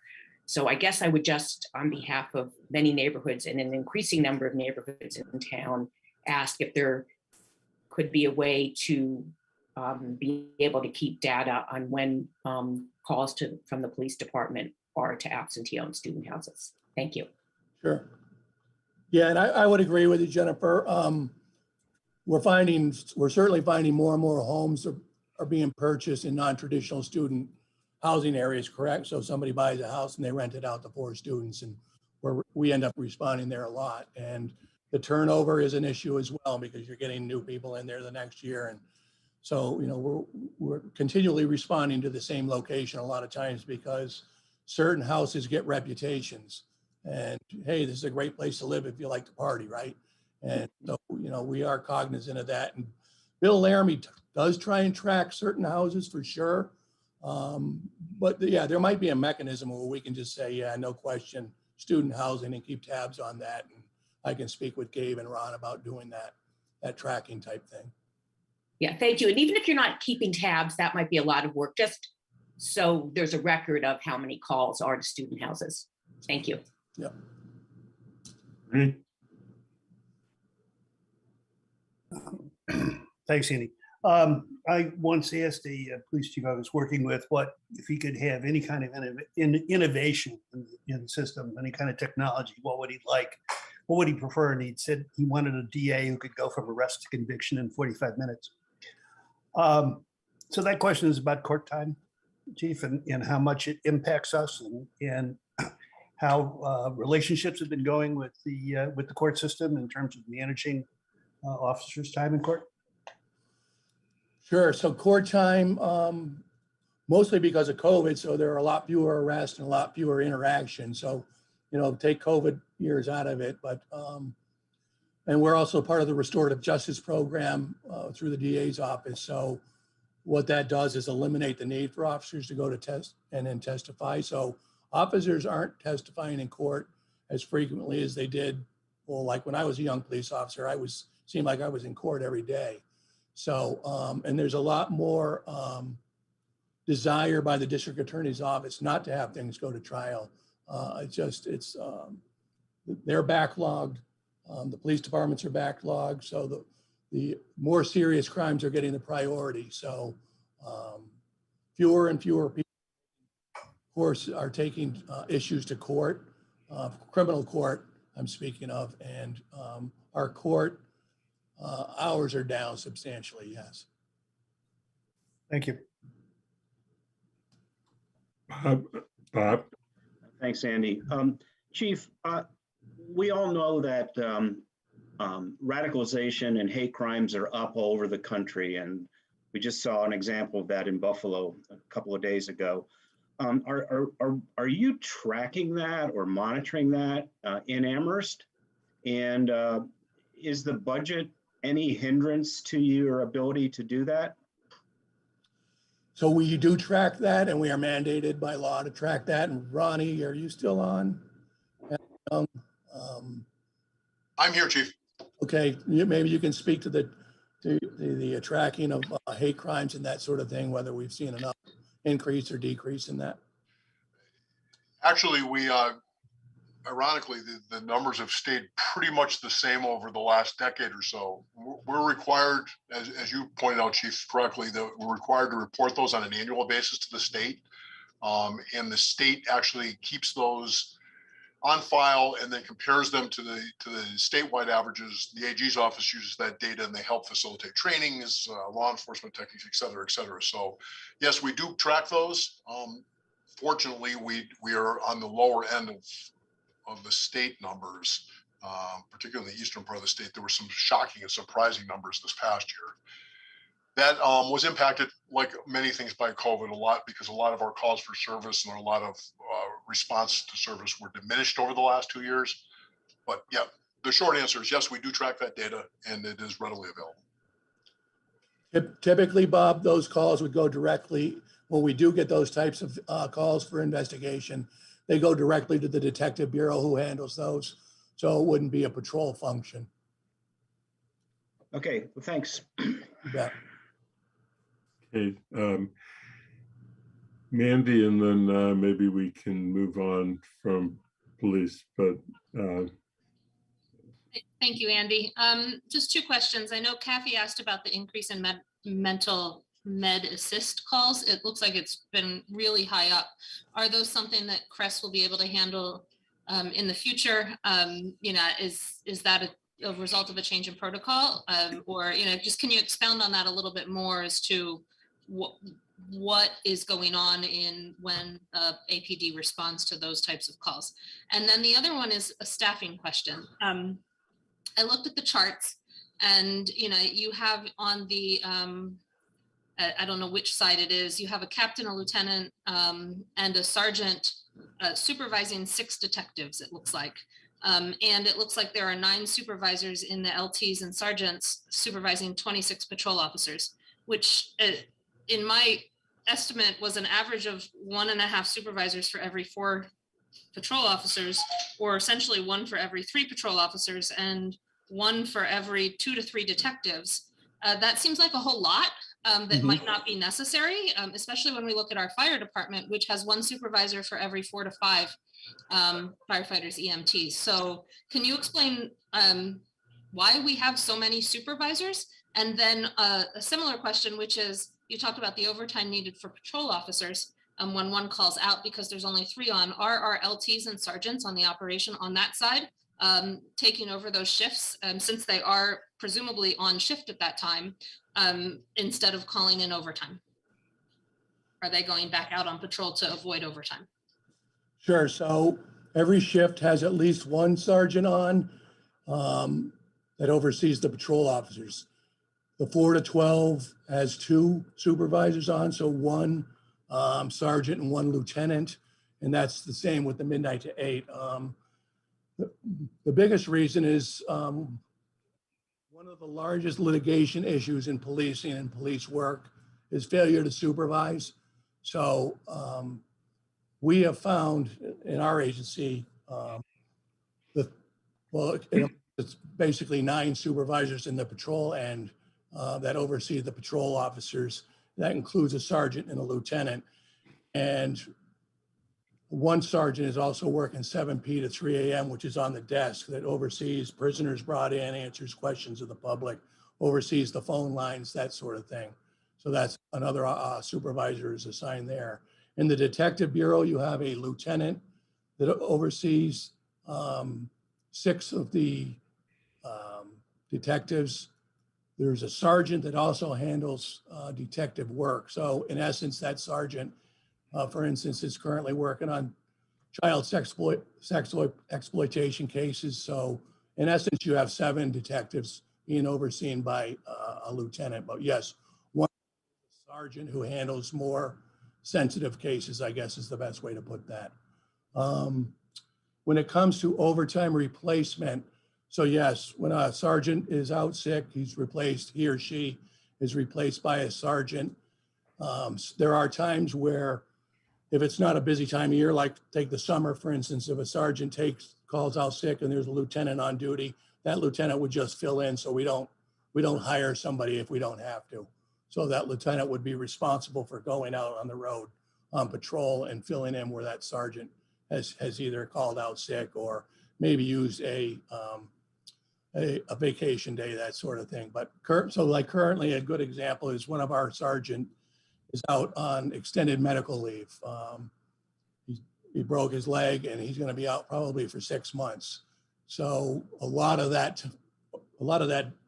replacement is being taken over by a lieutenant who would be working those hours normally anyway. So not all of that vacancy is being filled on overtime. So, you know, those types of things happen. If there's an extended patrolman who's out, we would have to juggle the work assignments and move bodies around to, you know, not use up all of our overtime budget on one individual. Let's say a patrolman is out because they were injured or something of that nature, then we have to move bodies around. Sometimes we have to take detectives out of the detective bureau and put them back in patrol and uniform to fill those vacancies and that sort of thing. So there's a lot of juggling that goes on. I hope that answered most of your questions. Is there one I missed? No, thank you for that. You're welcome. I know we want to get beyond police, but I want to see if Alicia has a question that she really needs to get out. So Alicia? Yeah, I just had a quick question about like staffing level and availability, and if it would be a helpful thing to limit things like detail, because I know we have like police officers who work like traffic, and why can't we just have a person direct traffic like we have cross? And if that would make a difference, or how that ties into how everything runs. Sure. So officers are only allowed to work details on their off time. So, you know, if it affects, and they're restricted by how many hours they can work in a 24-hour period. So, you know, the only time an officer can work a traffic detail is on their time off, like if it's their day off or that sort of thing. And that's when you typically would see them working. Construction companies, Eversource, they have the option of hiring civilian flag people if they want. So they don't have to hire a police officer if they don't want to. The majority of them prefer to have a police officer out there, but you know, that's not our decision. That's not our call. That's up to the contractor. So if somebody wanted, and if it's a state job, what I did learn was because they changed that law 10 years or so ago, if it's a state job, it's more expensive to hire a civilian flagger than it is to hire a police officer because they get the union rate, which I kind of found surprising, but it's true. So, you know, we do monitor the number of hours people work, how many they're allowed to work, that sort of thing. I think that's about it. Thank you, Alicia. Thank you, Scott. And just to clarify, so that doesn't come out of overtime budget or any budget. That's a completely different thing.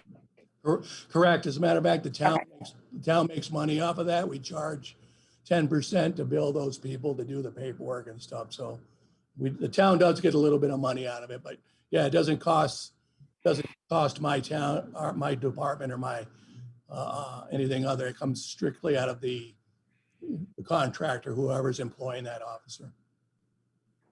Thank you. You're welcome. Okay, so I want to thank you, Chief, and both the captains, Ron and Gabe, for being with us. Of course, you're welcome to stay because I think we're still going to be in public safety. Sean, I assume we're going to fire next. Yep, Chief Nelson's here, and he will lead us through fire. Okay, and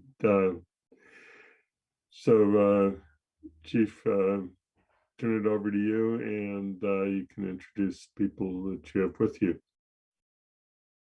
PD is a tough act to follow, but we'll do our best, I guess. So, you know, so well, there's me. I've got Assistant Chief Stromgren and Assistant Chief Olmstead with us as well to chime in as needed. I'll probably follow Scott's lead, and you know, if you want, we talk about our challenges, of course. I mean, but you know, just a couple of the accomplishments that I want to bring up. I mean, we've done well coming out of COVID, trying to get back on track. We've done well in the grant arena. We keep doing well there to get equipment for our department. One thing that I've kept up is that we keep building up our supply of protective equipment. You know, not so much because we're that concerned with COVID or anything like that, but just you know, the availability is there, and we've built up our supplies to a healthy level, and that's allowed us, for instance, to assist the homeless shelter with supplies. So that's one of those good things. And again, we've done well with grants in the past year for to different types of equipment for our line personnel. Challenges, as I said, I echo Scotty. You know, our call volume is back up to pre-COVID levels. We're back there. And at the same time, what I like to say is, if it weren't for bad luck, we'd have no luck at all. Our staffing issue remains, but at the same time, we've got quite a few folks out long-term injuries, long-term illness. We've had some couple of resignations, you know, actually, which is good for them, bad for us. They went on to bigger and better things, which is great for them, but it still leaves us with holes to fill. So here right now we've got about nine slots that are empty right now because of injuries and illness. So, and then and you know, we did add four additional positions, but that takes time to bring folks on, get them trained up, and again, we're still short. As the whole world is experiencing, we're having supply chain issues in terms of keeping our equipment in top shape. It takes time. It takes time to get the supplies in for us and for our vendors. And of course the cost has gone up as well, as everyone has seen. It includes fuel prices. That's affecting us as well. So, you know, those are some of the challenges that we've had, and I'm sure there's going to be questions, and we can kind of dig deeper, but we're open to questions. Okay, Kathy, did you have anything to start?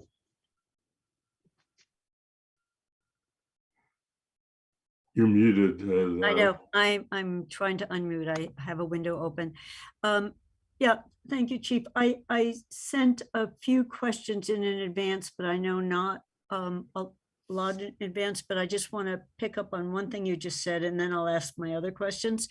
On the 9 slots empty to injury and illness, is the injury rate higher than you saw 3 or 4 years ago? How much of this is a staffing issue? Is that, yeah, so how does that compare to? I think our injury rate has remained the same. This is a labor intensive business, and it's a dangerous business, and folks get hurt. But I don't believe we've had a spike, if you will. I mean, folks get nicked, they get hurt, and they take it, and they can't come to work. But we've had a mix of that. We've got, I mean, as the COVID restrictions have been reduced, especially when they took the mask mandate away from schools. A lot of our folks have kids, and the kids bring stuff home. And whether it's COVID or not, we've seen an uptick in people just getting sick. And the smart thing is, don't bring it in here, because then it'll spread like wildfire. So that's a big part of this. Our injury rate has not really increased that much. That is a fear of mine, and I've stated that in the past, that not in increasing our staffing could at some point increase our injury rate, because you have less folks doing more work and being exposed to more hazards. So just going on that, well, my first question was, we're adding, we either are adding or have added 4 staff using ARPA funds. Does that staff get you to a point where staffing is more adequate? Can you comment on your sense of, with those 4 positions, how? Yeah.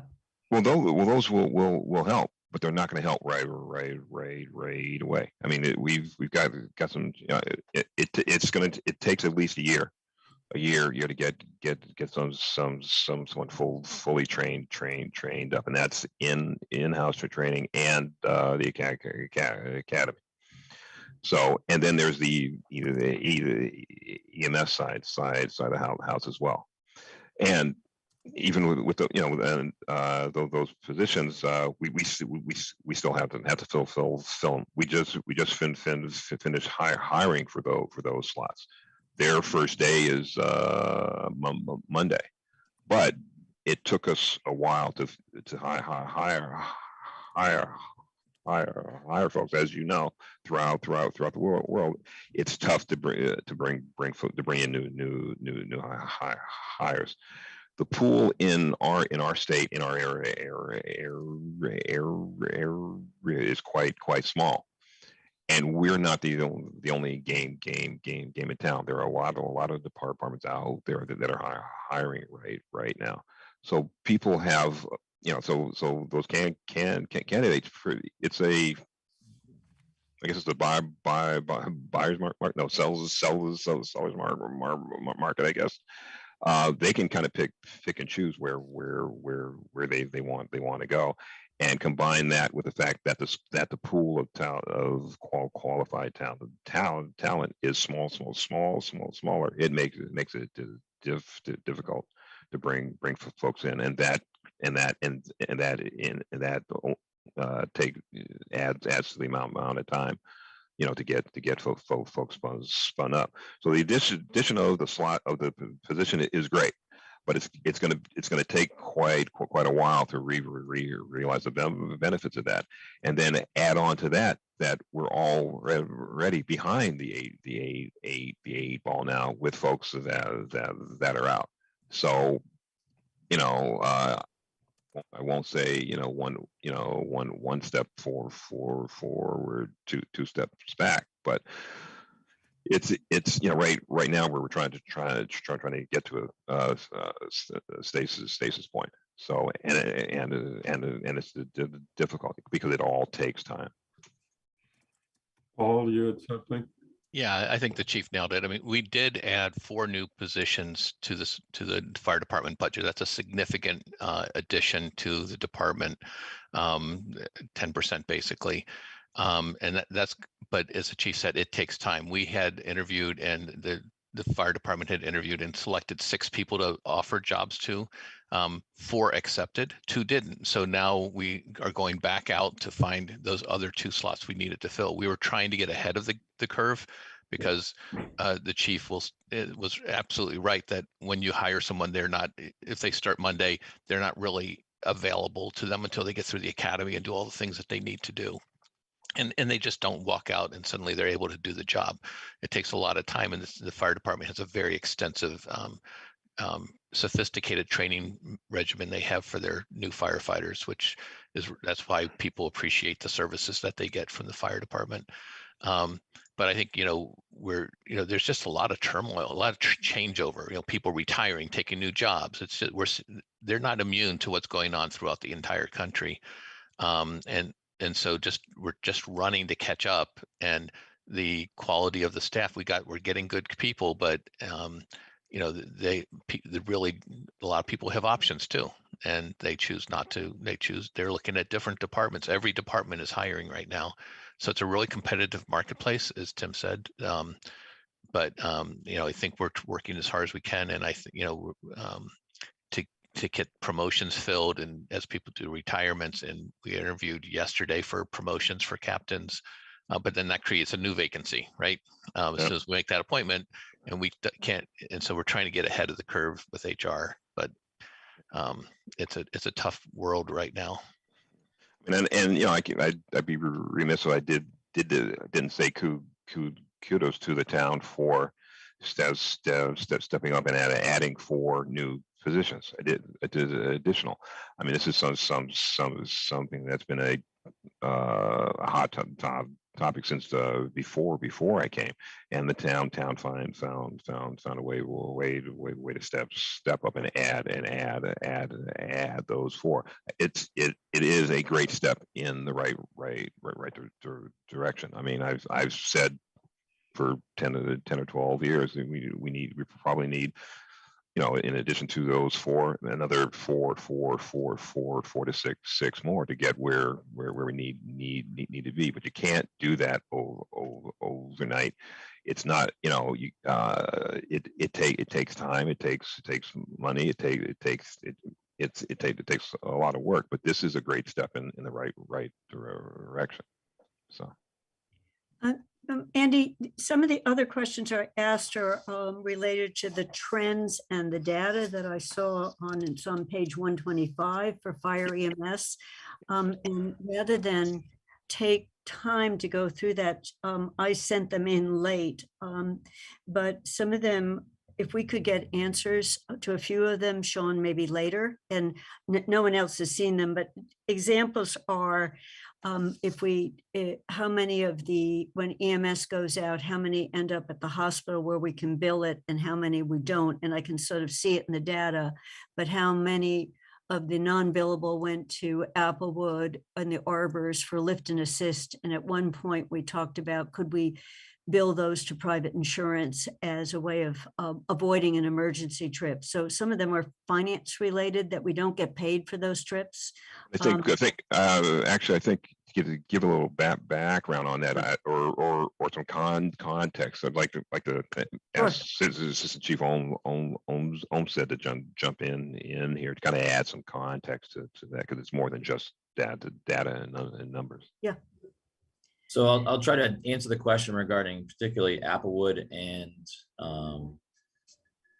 going to the Arbors. So COVID changed a lot of things. And one of the things that happened at the Arbors in particular is that once they figured out that people couldn't come from the outside and to help them, they had to become a little bit more self-reliant and figured out how to do lift assist on their own. So that was one of the strange positives that comes out of the pandemic. We didn't do very many. We do some lift assist down at Applewood, but not nearly quite the same format. And remember that when you're at Applewood, you basically live in your own place.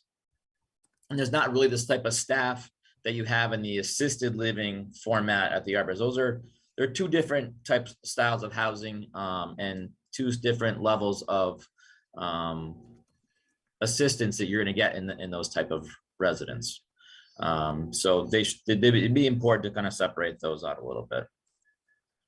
Was there another billing question that I could try to help with? Well, I was mainly looking that in the past, and so it's post-COVID, we're still in the moving from hopefully to post-COVID, but my sense is that the ambulances were going out a lot without resulting in a hospital visit, and then you couldn't bill for that trip.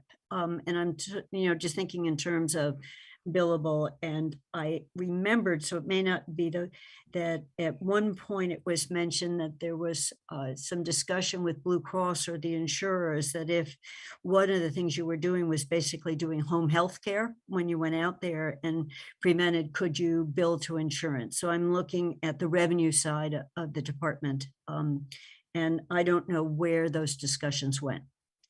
So those discussions would require us to do more home health care or specific home health care, and then try to figure out what the Medicare, Medicaid availability for funds would be. We don't really offer that service yet. It's prevention for EMS, and we haven't really ventured into that at this point. It is a staff-driven idea. We would need more staff, and we would need to do a little bit of extra training with that staff and some small but important diagnostic equipment that would go with that. If you looked at other services that provide those kind of mobile integrated healthcare across the state or even in other states. So right now that's in the idea mode, knowing that this is something we need to look to in the future, but we haven't started doing it currently. And, when I met with Earl last week, these are things that we might be actually work together and share in some future endeavors, not unlike what we found when we got into the pandemic and we started working with public health, and we could be a force multiplier for public health when we got into the vaccine clinics, homebound visits and things like that. So we have the means, we have the capability. If we're going to build something out, we would actually need to add some more staff that would be able to specifically work in those areas, or more specifically work in those areas, and still cover all the emergencies that we do now. So I hope that answers most of your question. Yeah, it does. And then the other one is just my UMass related question. When I'm looking at the service levels, what share of staffing trips of ambulance are related in any way to UMass? But we can come back, ambulance trips, wear and tear on our vehicles. It's a huge proportion of our population, and I'm not sure we get fully reimbursed for it. So that it is. It is. I mean, we go to UMass quite a bit, but in the trending, what we found is that UMass does grow, but at a very slow rate each year. Our growth, the largest amount of our growth in our call volume is from town and our surround and the other towns we service. That's where most of our growth is. So my request would just be, could we don't have those trends in this. So if we could get just something separate, and it's not essential right now for the budget discussion, Sean, but I haven't seen that kind of trend report for a while. I saw the earlier studies when Hadley was leaving us. Yeah.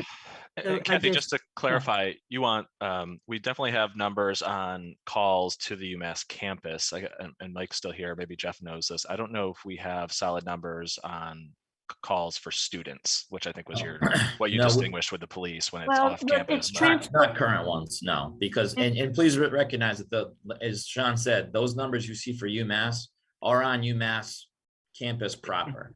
They don't reflect going to Phillips or Allen or Nutting in that area. They are specifically on campus buildings and residents that we go to there.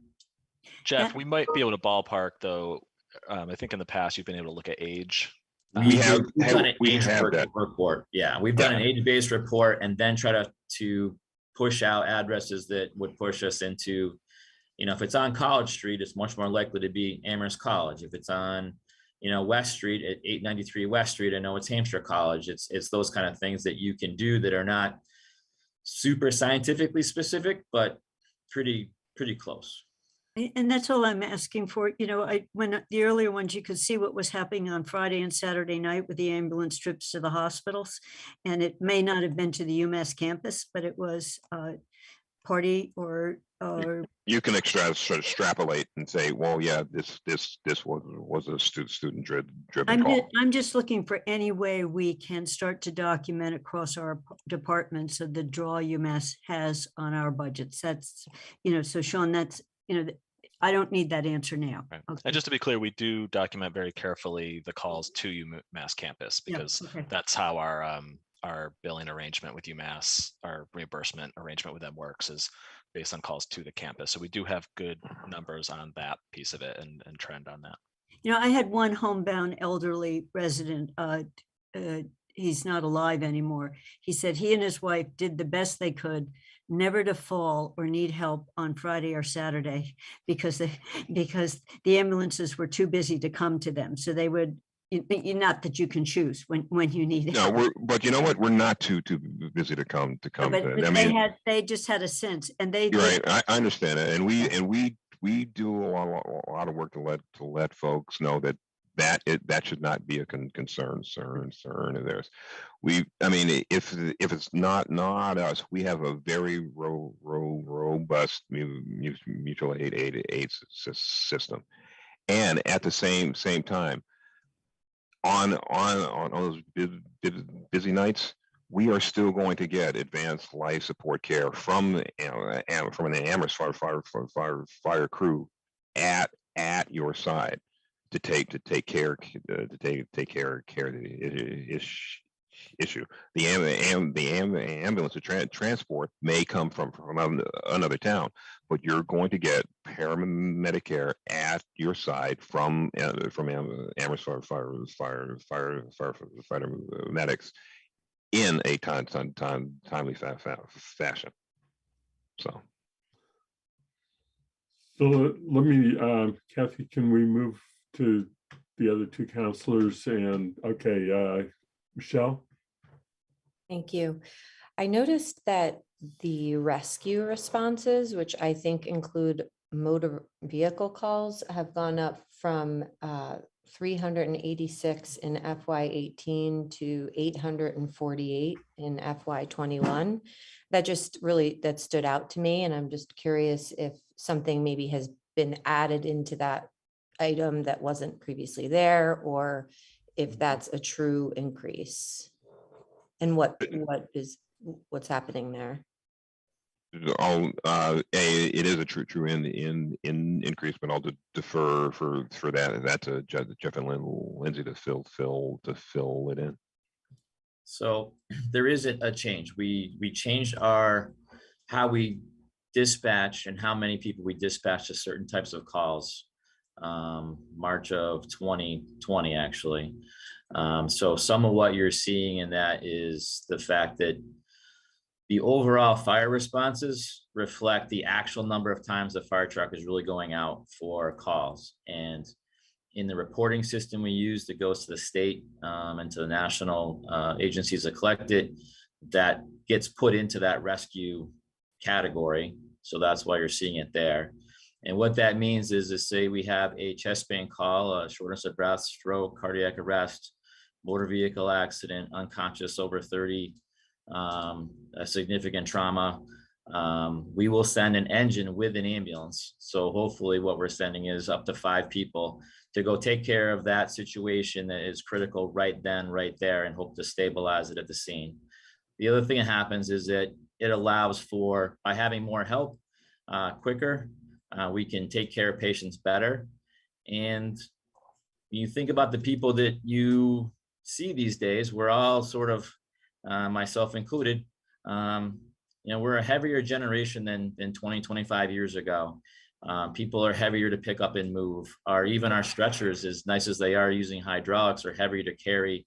And we bring a lot of equipment, defibrillators, bags with us. So having 4 or 5 people to help you actually manage patient care, treating somebody, and then even extracting them out to the ambulance and all the equipment, having them there in that first 15, 20 minutes makes a big difference. So some of what you're seeing is reflective of the fact that we changed our how we dispatch and how many people we send to the initial call for help on certain types of calls.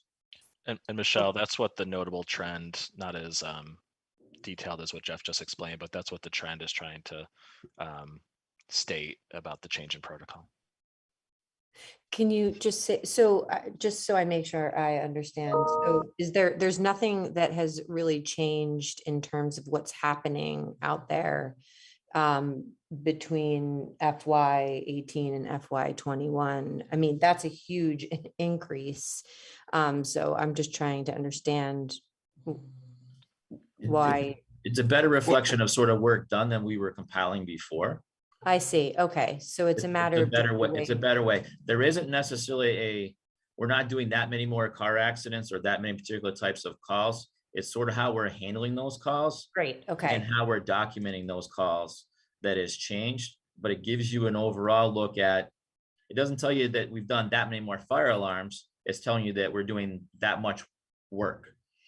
And Perfect. If you had, for example, if you had 2 separate agencies, a fire agency and an ambulance agency, you would see that same kind of call trends. So if you were in Springfield that has 2 separate agencies, you would see those numbers. And yes, they go to a lot of the same calls. And this is giving you an idea of sort of total work done. And ancillary benefit, which is why we changed, is that there's a study Jeff found some studies that show that the patient outcomes are better with the more help you send. You spread the work. You have a greater number of eyes on this situation, working to get that better outcome. The other piece is that you spread the work, you spread the weight. It means there's lesser chance for injuries. One back injury, because you only have two people moving a large patient. Besides the pain inflicted on individuals, there's the loss of those folks for X amount of time, or surgeries and that type of thing, which we've had here. And one of the things that it's helped is our powered stretchers that we've had now, Jeff, almost 10 years. Almost 10 years, yeah. Almost 10 years. And that was driven by back in injuries and surgeries, and just to spread the workload. That means there's going to be less stress on less physical stress on our staff, and means better able to do our job. So, and just if I could just simplify it, what used to happen was we'd send an ambulance if there was a medical call. Now we send an ambulance with a fire apparatus with it. So we're sending 2 vehicles to a situation where we used to send 1 vehicle. And you're seeing with that, and that's based on the fire department's assessment that that's a safer, as they explained. They feel that that's a better way to respond to medical calls. And that's why you're seeing that number. And that's where that number is being reflected under rescue calls. So, but instead of sending 1 vehicle, we're sending 2 vehicles to the same call. There's not more calls, more apparatus responding. That's helpful. Yeah, thank you. Yeah, I want to keep moving along because I want to have some time also for Chris and finish, so we can finish the meeting. Mandy. Yeah, so my questions actually relate to the same question, because and it goes to budget in that, so one question I have is, are we the only town in the area sending these multiple vehicles to one call? And are we the only town sending a fire apparatus as the second vehicle instead of another ambulance? And then as that relates to that, what is the cost on the capital to adding in a fire vehicle to all of these calls? An extra 500 or 600 or so a year, it looks like, given some other numbers, somewhere between 500 and 600 a year, in terms of how long the vehicles will last. We already know that the fire department wants a quicker replacement schedule for our ambulances, that we're not on necessarily a ideal replacement schedule for the ambulances. But what kind of effect is this going to have on the fire apparatus too, in terms of long-term costs to the town, not just in terms of savings on maybe the operational side for injuries and all, but costs on the capital side for wear and tear on vehicles because they're on calls more often and driving more miles. You're going to see, yeah, I would say yes. You're going to see increase wear and tear if the trucks are out more. That's a given. We're going to add miles and that type of thing. It means that repair costs are probably going to increase in fuel costs. But we did this because we want to make sure that we have good better patient outcomes, and the data shows that's what happens. Yes, the other benefits are going to be less chance of injuries to our folks and that type of thing. But the driving force behind this change was better patient outcomes. And I don't want to sound too dramatic, but I will, I guess. What cost do you put on that? We're in the business of taking care of people the best way we can. And this was one of those ways, and it was based on solid data. And Paul likes to say that Amherst should be at the forefront of innovation and that type of thing. And this is an example of that. So I'll just add in, because Mandy Jo, your first question. In fact, locally between Northampton and East Hampton, which are two of the other larger EMS agencies in Hampshire County, we were the last one to do this. In fact, Northampton's been sending an engine for as long as I can remember, and East Hampton either sends a squad, but they're staffed less than we are and have to kind of manage their options a little bit differently. So we do this because we're doing both the fire and EMS simultaneously. And sometimes that means that engine that's going only might have just one person on it. Sometimes it might be two people, or it can be as much as three, because they're always keeping their ear and eye out for the next call that's behind them. And so it's a way to use all the pieces as efficiently as possible. And Andy, if I can just add to that, we did ask, and what Jeff just said, we did ask, could we send a different type of vehicle to those types of calls? But Jeff felt that, which I think we all thought made sense, is if there's a call that comes in while they're assisting one of these calls, they want to be on the truck and ready to respond immediately, and not have to drive back to a station to get into a different vehicle or to get a truck. So that's why having an alternative type of vehicle might not work. And the last piece I'll add to this is that there was an AMR, an ambulance, large ambulance service. If you're not familiar with AMR, they're nationwide ambulance services, and one of their data points is that a back injury costs an average of about $60,000. A significant back injury is worth about $60,000. So for a company that is labor intensive, and we spend 90% of all of our money is on personnel. So I think just for relativity's sake, when you put that out against fuel costs and even maintenance costs, those back injuries really add up, and they hit us in multiple ways. No, thank you for that. I just request next year for capital planning that data be sort of translated into what a new replacement schedule might need to look like, given the change in practice. And then Andy, if I could have your indulgence for one more thing, I forgot to ask my other question, which is this budget document talked about community paramedics and changing from an EMS response to a community paramedic response and how that might cost.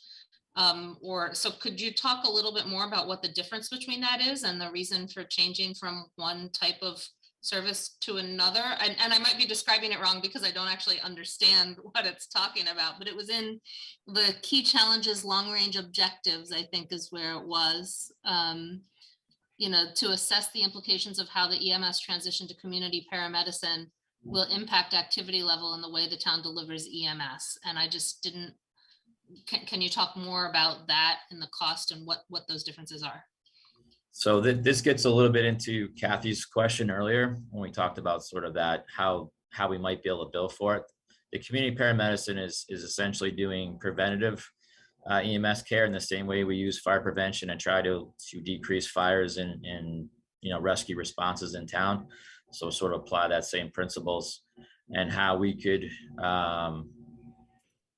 do less perhaps emergency transports to hospitals, which in the healthcare world costs, infinitely large amounts and increasing amounts of money every year. How do you prevent those? And this trickles down all the way to the local EMS agencies.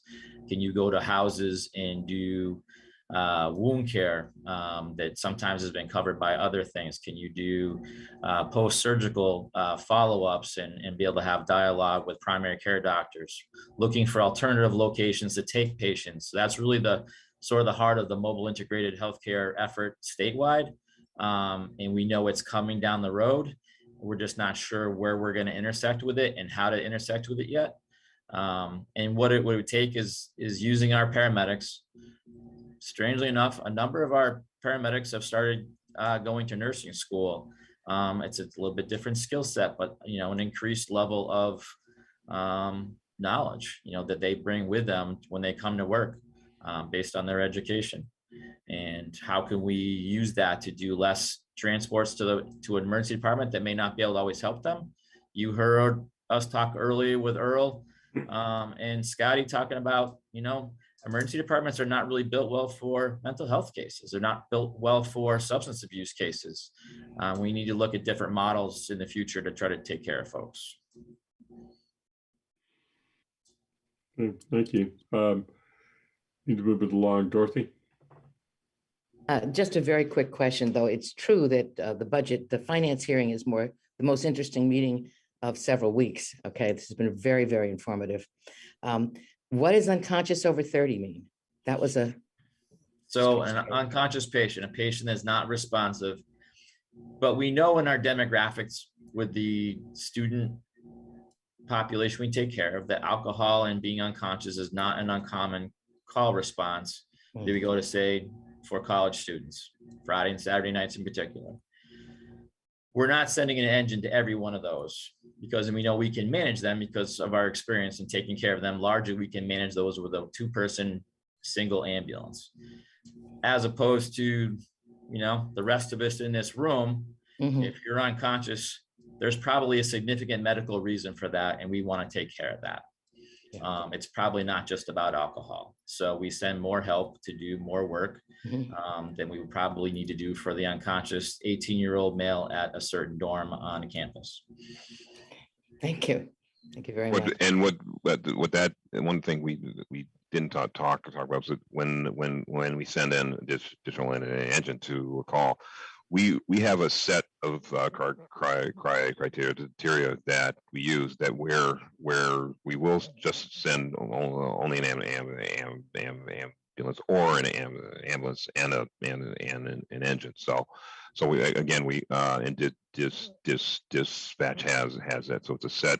We came up with criteria to dictate what level we'll send to a call.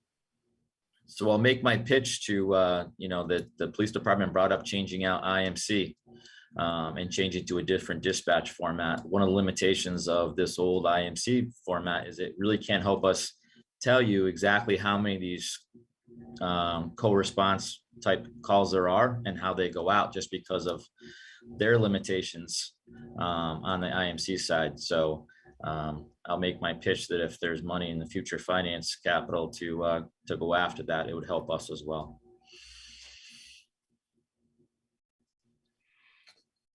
Lynn?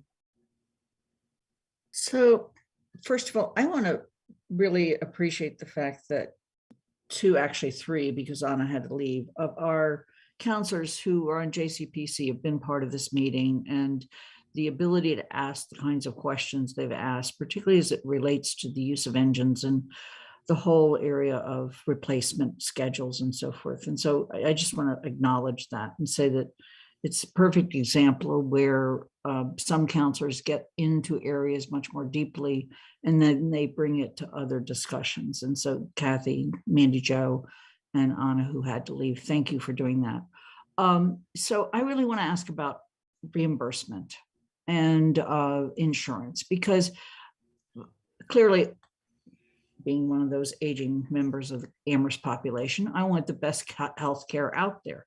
And if you make a difference between my living because you were able to get to my home with better equipment and better trained people, and if I didn't need to go to the hospital, or you were able to get me there but still save me, I appreciate all that. How much of my insurance, what is my insurance going to reimburse for those two vehicles, for those additional people, and so forth? And part of the reason I'm looking at that is because that money is part of what goes in then to buying the new equipment. And if we need to be looking at new healthcare models that we as a town decide, like CVS has become, a healthcare hub. If we're going to be getting into those new models, I'd like us to make sure that we look at the financial relationship of those models to the model itself and our ability to pull it off and maintain it. Because what I'm hearing is a sea change. It's an exciting sea change, but I'm worried about the finances. So the reason those things changed, at least particularly nationwide, is really about money. It's about insurers.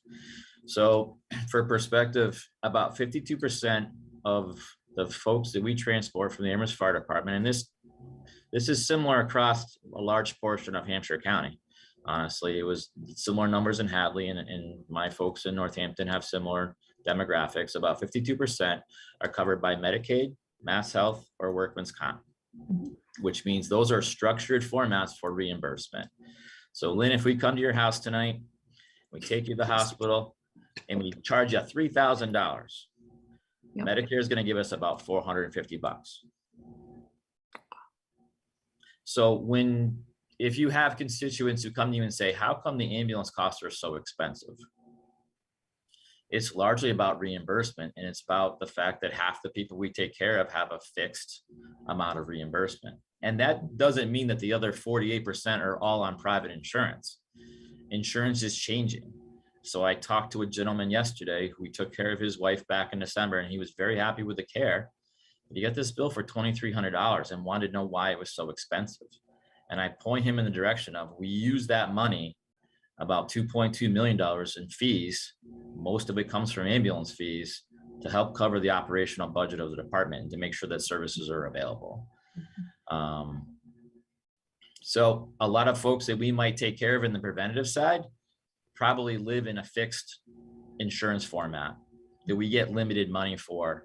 So if you're a Mass Health, if you're a Mass Health patient, we're probably getting $250 for that transport, regardless of what it cost us. If we take care of a Medicare patient, it's probably between $350 and $450, depending on what you're signed up for. And if you're Medicare A versus Medicare B, Medicare A doesn't even cover ambulance services, so that becomes bill patient. And if you're Medicare B, they probably want a copay that goes with it. So this actually is looking at it from a financial standpoint as much as anything else, because we're really limited in what we can receive from patients that have those fixed insurance formats. Thank you, Jeff. I really appreciate that other side of that one. Okay, other questions? Well, I want to thank all of you from the fire department who've stuck with us for such a long period of time. We really appreciate it. It's been very informative and I think will help us, but also, as has been pointed out, when we get back to the capital budget. So it wasn't just about operating budget, but Tim, Lindsay, Jeff, thank you so much for having spent the time with us this morning. And thank you for all that you do in the community and to be at our side when we need you. Not a problem. So I think that we want to do is try and finish public safety and let Earl, for the first time, meet with the finance committee and tell us a little bit about your perspective on the budget for your department and see if there are any questions that come your way. Yeah, this is a scary part of the job I didn't anticipate, but I'm excited for it nonetheless. Accomplishments are pretty small. I've only been here a couple months. Our main focus has been relationships. This is a town that is a real community, and you know, I and the folks who join this team will need to do the legwork to make sure that we are good neighbors, good citizens, good partners. Before we can ever do a response that's meaningful, we need to demonstrate that we care about this place. And I want you to know that I care about this place. I have been supported greatly by everyone.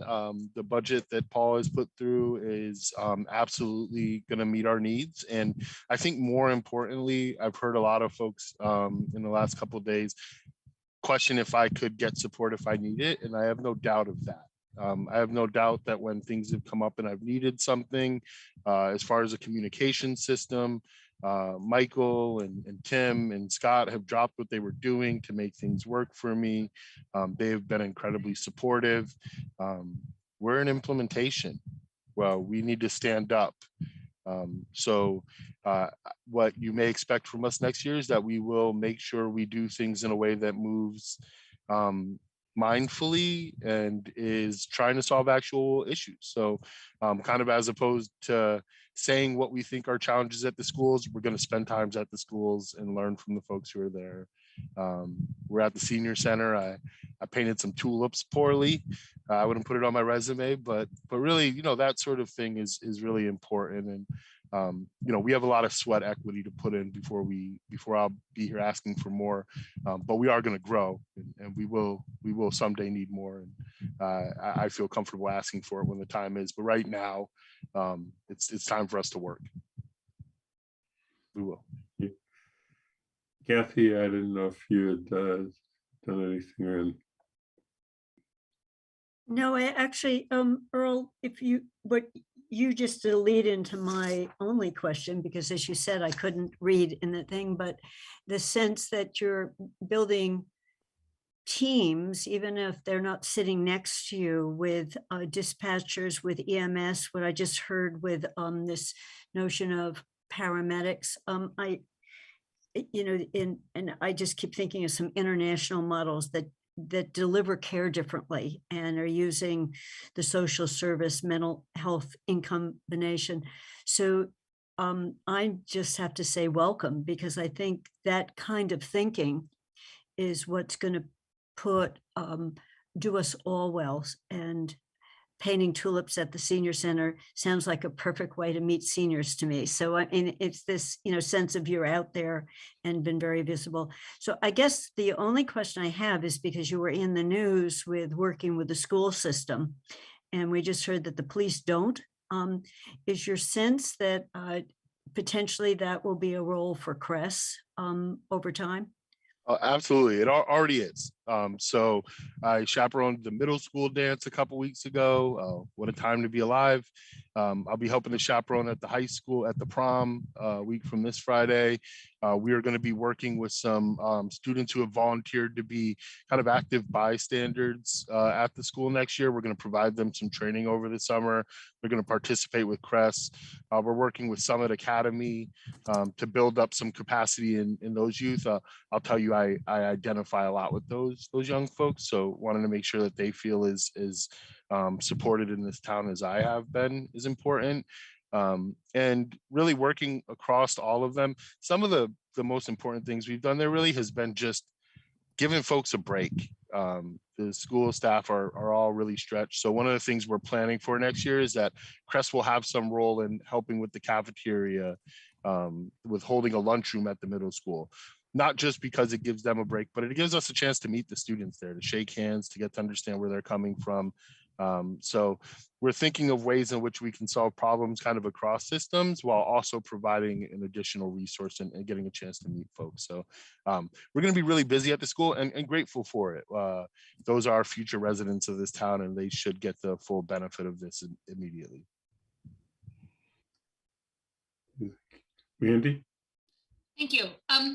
And you know, I want to say to you, Earl, that everything you've said today, including when we were discussing police department, and all sounds fantastic. The building up of the system and not wanting to overburden the new responders as you hire them and sort of building them. It sounds like to when they become sort of the supervisors and can train the next sort of set of hires and all. So I think everything sounds great. I do have a couple of questions about funding, and some of these might be for Paul more than you. Will some of the services that you provide be reimbursable by Medicaid or Medicare? And if so, are we intending to aim for those reimbursements? And then the next one is with your work with the schools. I wholly support that work, but I ask this of DPW regularly. One of our schools is a regional school that gets funding from not just our town, but 3 other towns. And then there's also the school budget themselves, which is just another line item in our larger budget that we're looking at right now. And how are those funds distributed between them? Is there going to be sort of a chargeback to the regional school for the services that you're going to be providing them? You know, and all of that. It's not to say I don't want you providing the services, but you know, I ask it when we do the DPW does the maintenance and the lawn care. How do we as a town sort of receive the benefit of the fact that that school system has 3 other towns paying into it? And so that maybe that could subsidize some of this program. And that might not be a question you can answer. That might be more for Paul or Sean. But are we looking at, for those cross departmental services, a way to, particularly for the regional schools, receive funding from the regional schools for that? I want to answer that first part because the second part I'm wholly unqualified for. But the first part is, yeah, I mean, I think we're working with state providers. We're having conversations about what billing would look like. How could we be eligible? It's a very complicated thing. It takes a long time. And certainly, I mean, the good thing is I know the folks there, so we're going to have honest conversations about, you know, would that be a replication? We are having active conversations with everyone who might benefit from our resources about how we can share. You know, this is a partnership. Obviously, we're the new kids, so we will be expending most of the energy at the beginning, but give us a year or two in the value we add. I think folks won't have a problem contributing back. And I also know that there's some behavioral health things coming down the road in the next 2 or 3 years around who's eligible for Medicaid billing that will be incredibly valuable. So I guess more to be continued, and hopefully this is my last round of unsatisfying answers. Pretty soon there'll be work. Paul, please say, or anyone else, the second part. Yeah, so I think a big piece of the way we've conceptualized this, which is different than Northampton and other communities, is that this is a third leg of public safety. So along those lines, we don't charge the schools if the police respond or the fire department responds. I mean, if there's going to be a steady ongoing relationship that we're going to have someone stationed there from Crest, or there's going to be, we might look at that as a partnership with the school. But again, I think it's really important for us to, and Earl, and it is, I think one of the things that has been really powerful about the development of this program, why it's getting so much attention, is that it has been super cooperative among the three agencies. I mean, Earl deserves a lot of credit, but I also think, you know, Mike Curtin, this could have gone in a lot of different directions. It's going in a really positive direction because of the leadership in our police and fire agencies and the dispatch, because they're saying, okay, the town wants this. How do we build it to the best that we can? And they're very professional about doing that. And so I think, you know, we want to continue to look at this as a public safety lens. I've had the conversations with Northampton. They look at it as a public health lens, and they're looking at really different. It's a direct, you know, very different approach. So I think CSWG, and that was a mind-opening moment for me when they said, no, we really see this as public safety. And so that's the path we're walking down. And I think that that's a pretty good path for us to explore right now. Though I do feel like, with the regional school question, our neighboring communities need to have a better understanding of what it is that we provide to schools and public safety when they start complaining about the assessment method. There have been folks from some of the surrounding towns who started the process of reaching out to learn about CRESS, what the process was like, and understanding our capacity. So I don't think it's a conversation that, I just think you all know this better than anybody. It takes a while to wrap your head around it. Mandy, you have anything else? I can ask Pam because we're really running close.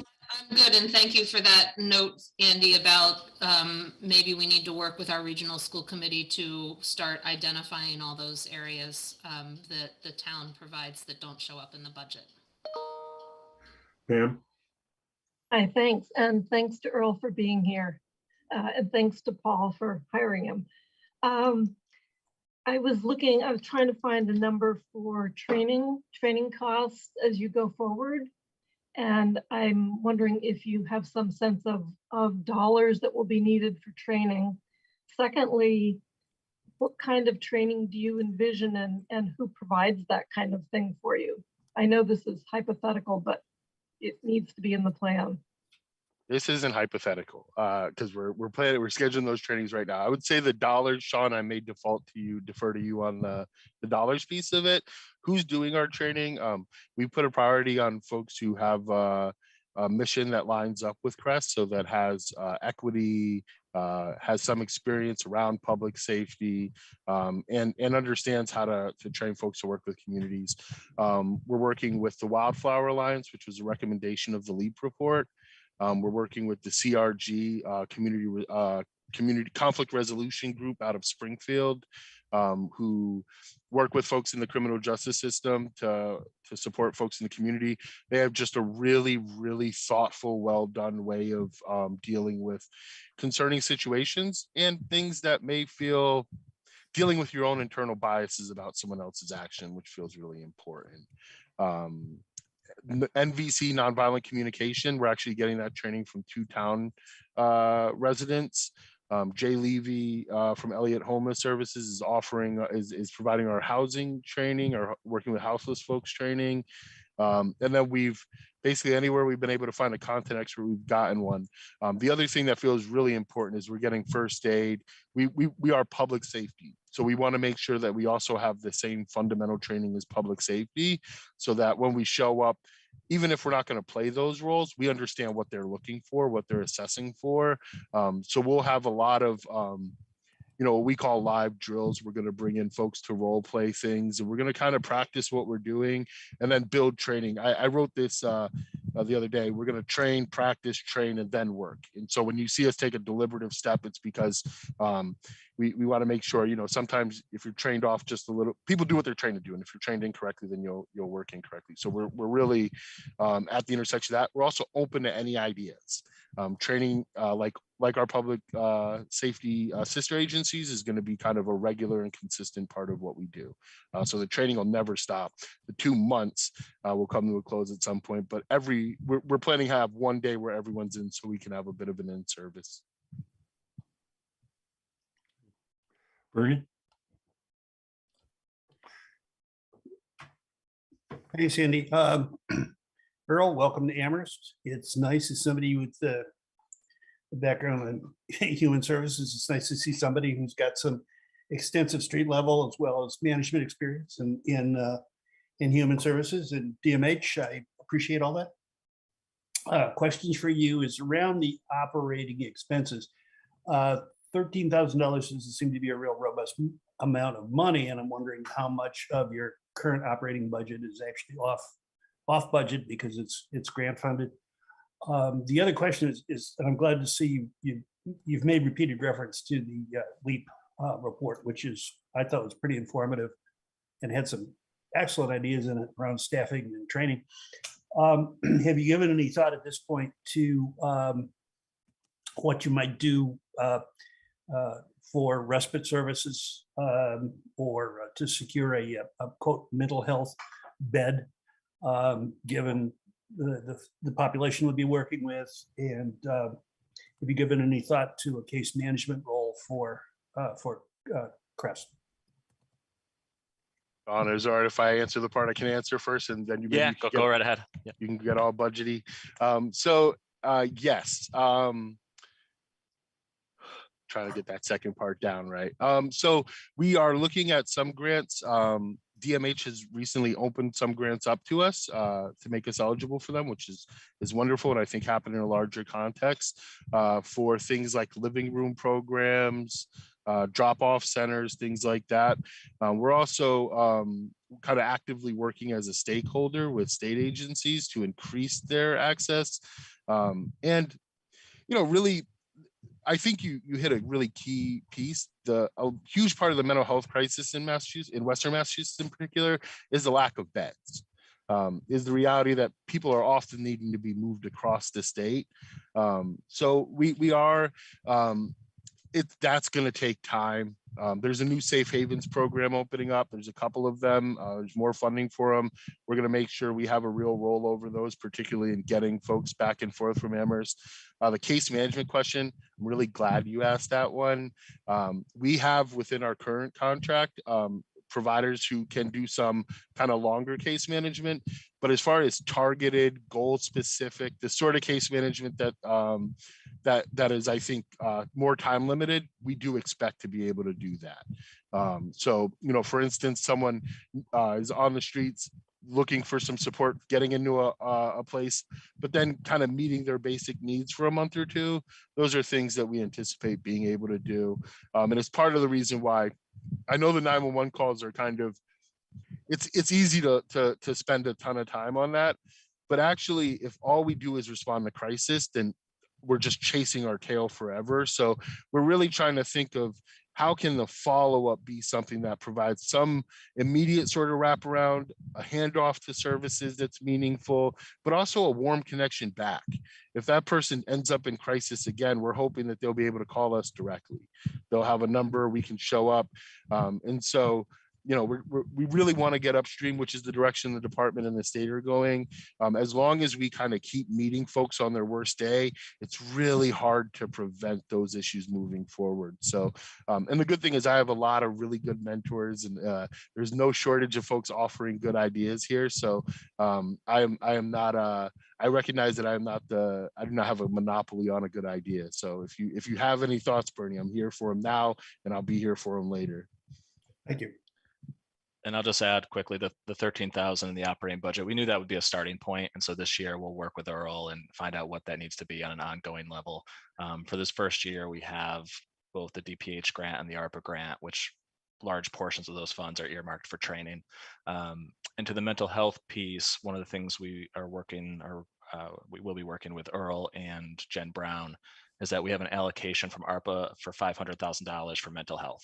And it's to do some of the things that you described. And so we'll work with those two who are experts on how to best utilize those funds. Yeah, that's great, because I think Earl's right on target when he said if we just don't want to keep going in circles.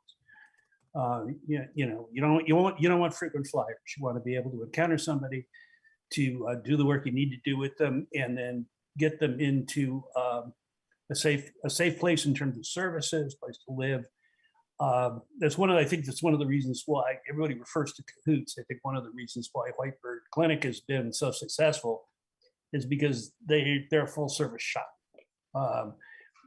You know, we neither Northampton will have to explore this as well, and I don't think there's Ithaca is exploring this kind of thing. You know, there's a number of communities that are looking at it, and being able to connect people up with services in a meaningful way and maintain a contact with them so that they know where to go if they start feeling uncertain is going to be real important. So thank you. And I just want to offer, it's not just us. It's not just us reaching out. We're getting calls from folks all around the country at this point with new sorts of referral systems. We're working with an agency now that can do same day medical assisted treatment prescriptions for folks, where I think a lot of our challenges, there are folks way outside of Amherst thinking about solving them with us, and we're going to build a real network here, and I'm excited. If you guys take nothing away from this, I'm still very excited. Cool. And we're glad you are. Michelle. I really appreciate that excitement, Earl. I think we all are. And so I have a comment and a question. My question sort of related to the $13,000 in the operating budget, which I heard it was sort of a start. My question is, how are we doing with recruiting the community responders? And given this is such an innovative program and department, and we're sort of leading the way in this, are there ways that if recruitment is not going as you hoped, that we could be marketing in different ways or finding ways to get the word out about this in different channels that maybe weren't initially considered? Yeah, I think it's easy to be radical until you have to go out and do it. And I think that's the thing we're facing. I think there's a lot of people on paper who would like to be here, but it comes down to the reality. I can't promise folks that I can promise them this won't be easy work. This is going to be challenging work. The shifts are going to be long. I think you all heard Chief Livingstone talk about, you don't necessarily get to pick your days off, and you can be asked to fill in more. We're getting good candidates. I would say we're not getting huge numbers of candidates, but the people we're getting are good. I'm proud of the amount of internal candidates we're getting, of people from this town who've seen this process, who want to join us, and people who work in human services who want to join us. Some of it is, I think, this is the scariest part possible. It was scary for me to think about joining this because I don't know what it looks like. None of us will know until we start taking calls. So we're balancing trying to make it attractive. And I think it is attractive. The pay is certainly attractive in the context of what human services pay. The fact that it's a union pension position is meaningful. I think it'll be easier when we start going and I can say, well, this is what the work looks like, or you could come do a ride along and see it. I give tours in that kind of space without a carpet all the time, just trying to have people see my vision. But once there's something there, if you know anybody, if anybody knows anybody, I have found that it's much easier when we can have an individual conversation with someone about what are their skills at, and really telling people that we want people. So the things you're good at, we want to make sure we empower you. We were ultimately able to find someone for a program assistant, and without, getting into the details of that person, it is an incredibly competent, qualified person who, if tomorrow I couldn't make it in, would be capable of leading this department. I heard someone say 8 supervisors. My goal is that we have 10 directors, that as these programs pop up, that there are folks coming from the Amherst Crest department to start these. I don't think this is the last one, but I do think we get to be first, and that's a real, so whoever, maybe it's apropos since we just hired someone from Notre Dame, that those who stay will be champions. I believe that. And thank you, Earl. And just one comment. In this conversation, it sort of became clear to me that there are maybe a lot more services that you envision Crest being able to provide. And I think as a council, it would be really good for us to stay sort of on top of that or at least sort of be aware and abreast to those as the program evolves and expands and the ways that we can think about it. I can imagine that sort of getting lost on us and then, oh, you know, so I'm really saying that, I think, to Lynn and fellow counselors, is just like for us to really be aware of all of the ways that that the community can be served by the Crest Department. I realize I skipped one part of your question, Bernie. I just want to circle back to it. The LEAP report is like the Bible. I read it like twice a week. I appreciate that was put together. People across the state read that. I meet with the LEAP folks 2 to 3 times a month. They're going to continue to be involved in our world. And now we're helping them to provide support to other towns that are considering this. One of their recommendations was that they come back at some point to do another evaluation. And that's something we're kind of in the very early stages of discussing. So we certainly won't, we're going to start a lot of new work, but we won't give up good work that's already happened. Thank you for that. I would encourage all the members of the council to read that Amherst Community Responder Report. I think it was really well done. It's got a lot of good ideas and a lot of the questions that are coming up. And there are a lot of suggestions to respond to them. And thank you, Earl, for affirming that. Okay. I see no other hands from the council, and we really need, or the committee, and I think we really need to move it along to conclusion. I need to do just 1 or 2 things. One is that officially I need to ask whether there's any members of the public in attendance who wish to be recognized for public comment. I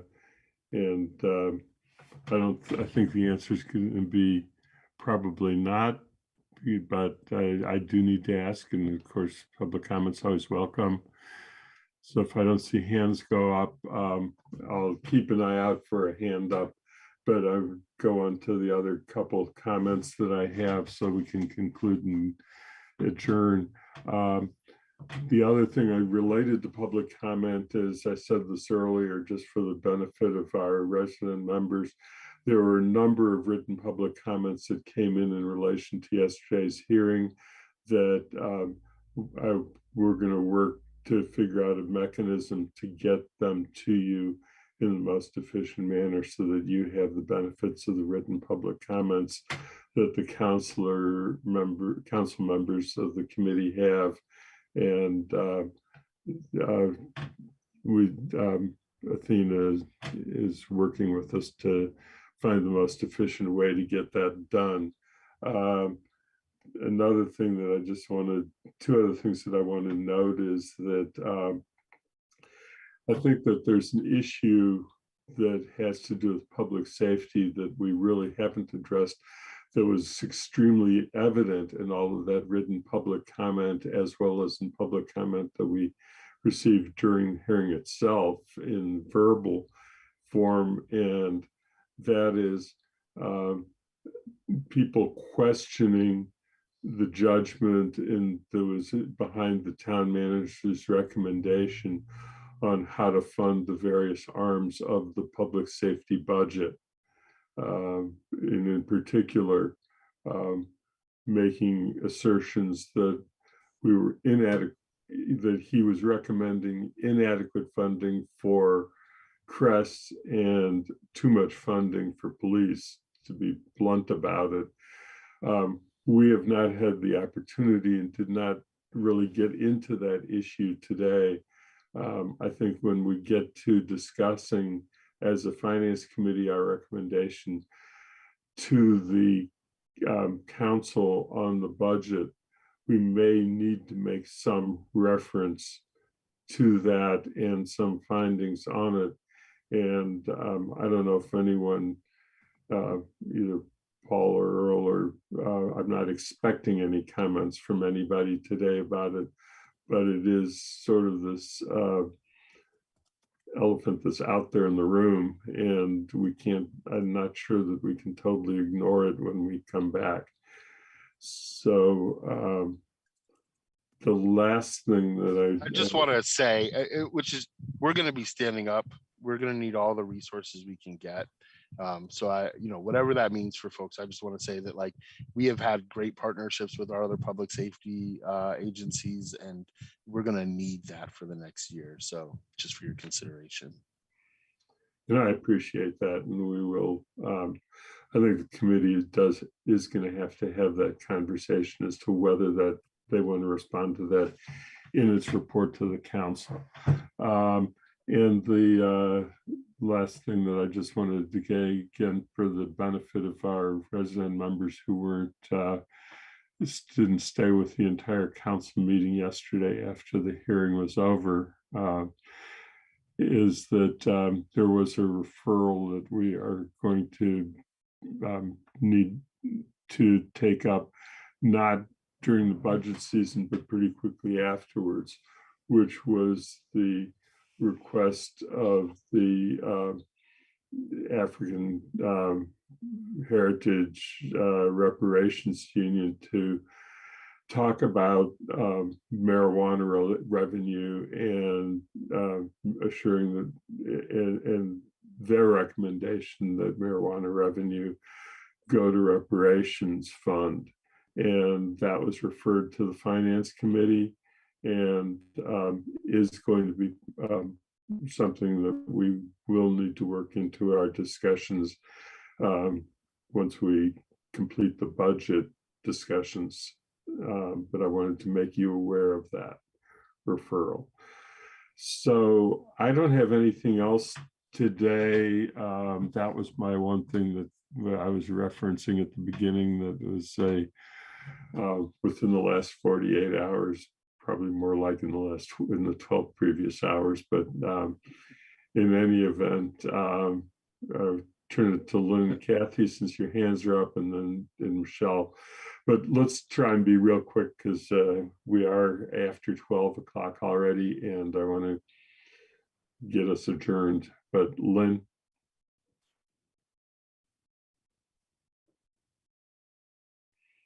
Lynn, you don't have anything then? I do. I'm sorry. I'm trying to see if I should adjourn the council. 1, 2, 3,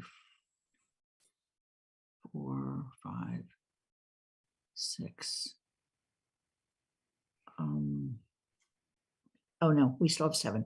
Yes, I want to ask clarification on the assignments for Thursday. I have DPW, but it was a little unclear to me whether I also have the enterprise funds. Yes, I believe you took all of them. So I have everything for Thursday. Yes, I did. Right. I did warn to split them up. Don't forget, I did warn that, but you wanted. Thank you. I just want to invite counselors individually to send me any questions they have. Okay. Yeah, and I do want to remind people that on Thursday, I will be convene the meeting at the beginning, but immediately turning it over to Kathy, who's going to be chairing and managing the entire meeting once we have started the meeting.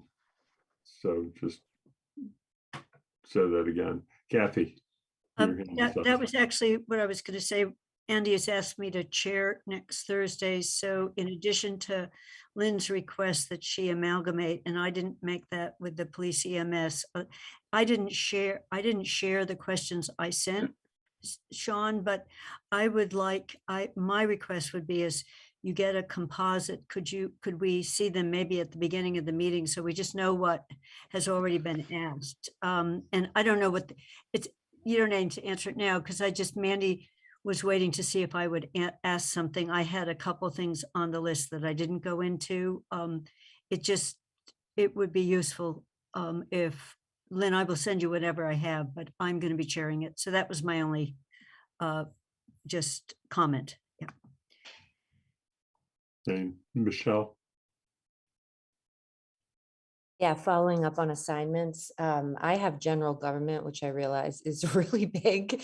And I want to make sure I get my questions in as far enough in advance as possible so that perhaps even we can have written answers for prior to the meeting. I think general government is a week from today. So just asking if counselors have any questions to please send them to me as Lynn did. And I also wanted to say to Andy, and I can't see you now. Oh, Andy, I did send the public comment with respect to the AHRA's request to our non-voting members, what I had so far, as well as the memo that I wrote for counselors. But I really appreciate that there's something in the works that will make that a little bit easier as we move forward with that discussion and any discussion that the non-voting members might want to have public comment for. So thank you. Yeah, and I want to thank you for having made that forward. It saves me one step because my next thing would have been after the meeting adjourned today to go through what we had yesterday in the packet and see if there's anything that needs to be forwarded to them. And you've taken care of a piece already, so thank you. So no hands up. There's nothing else that I'm aware of on the agenda. Therefore, I guess I'll declare the meeting adjourned.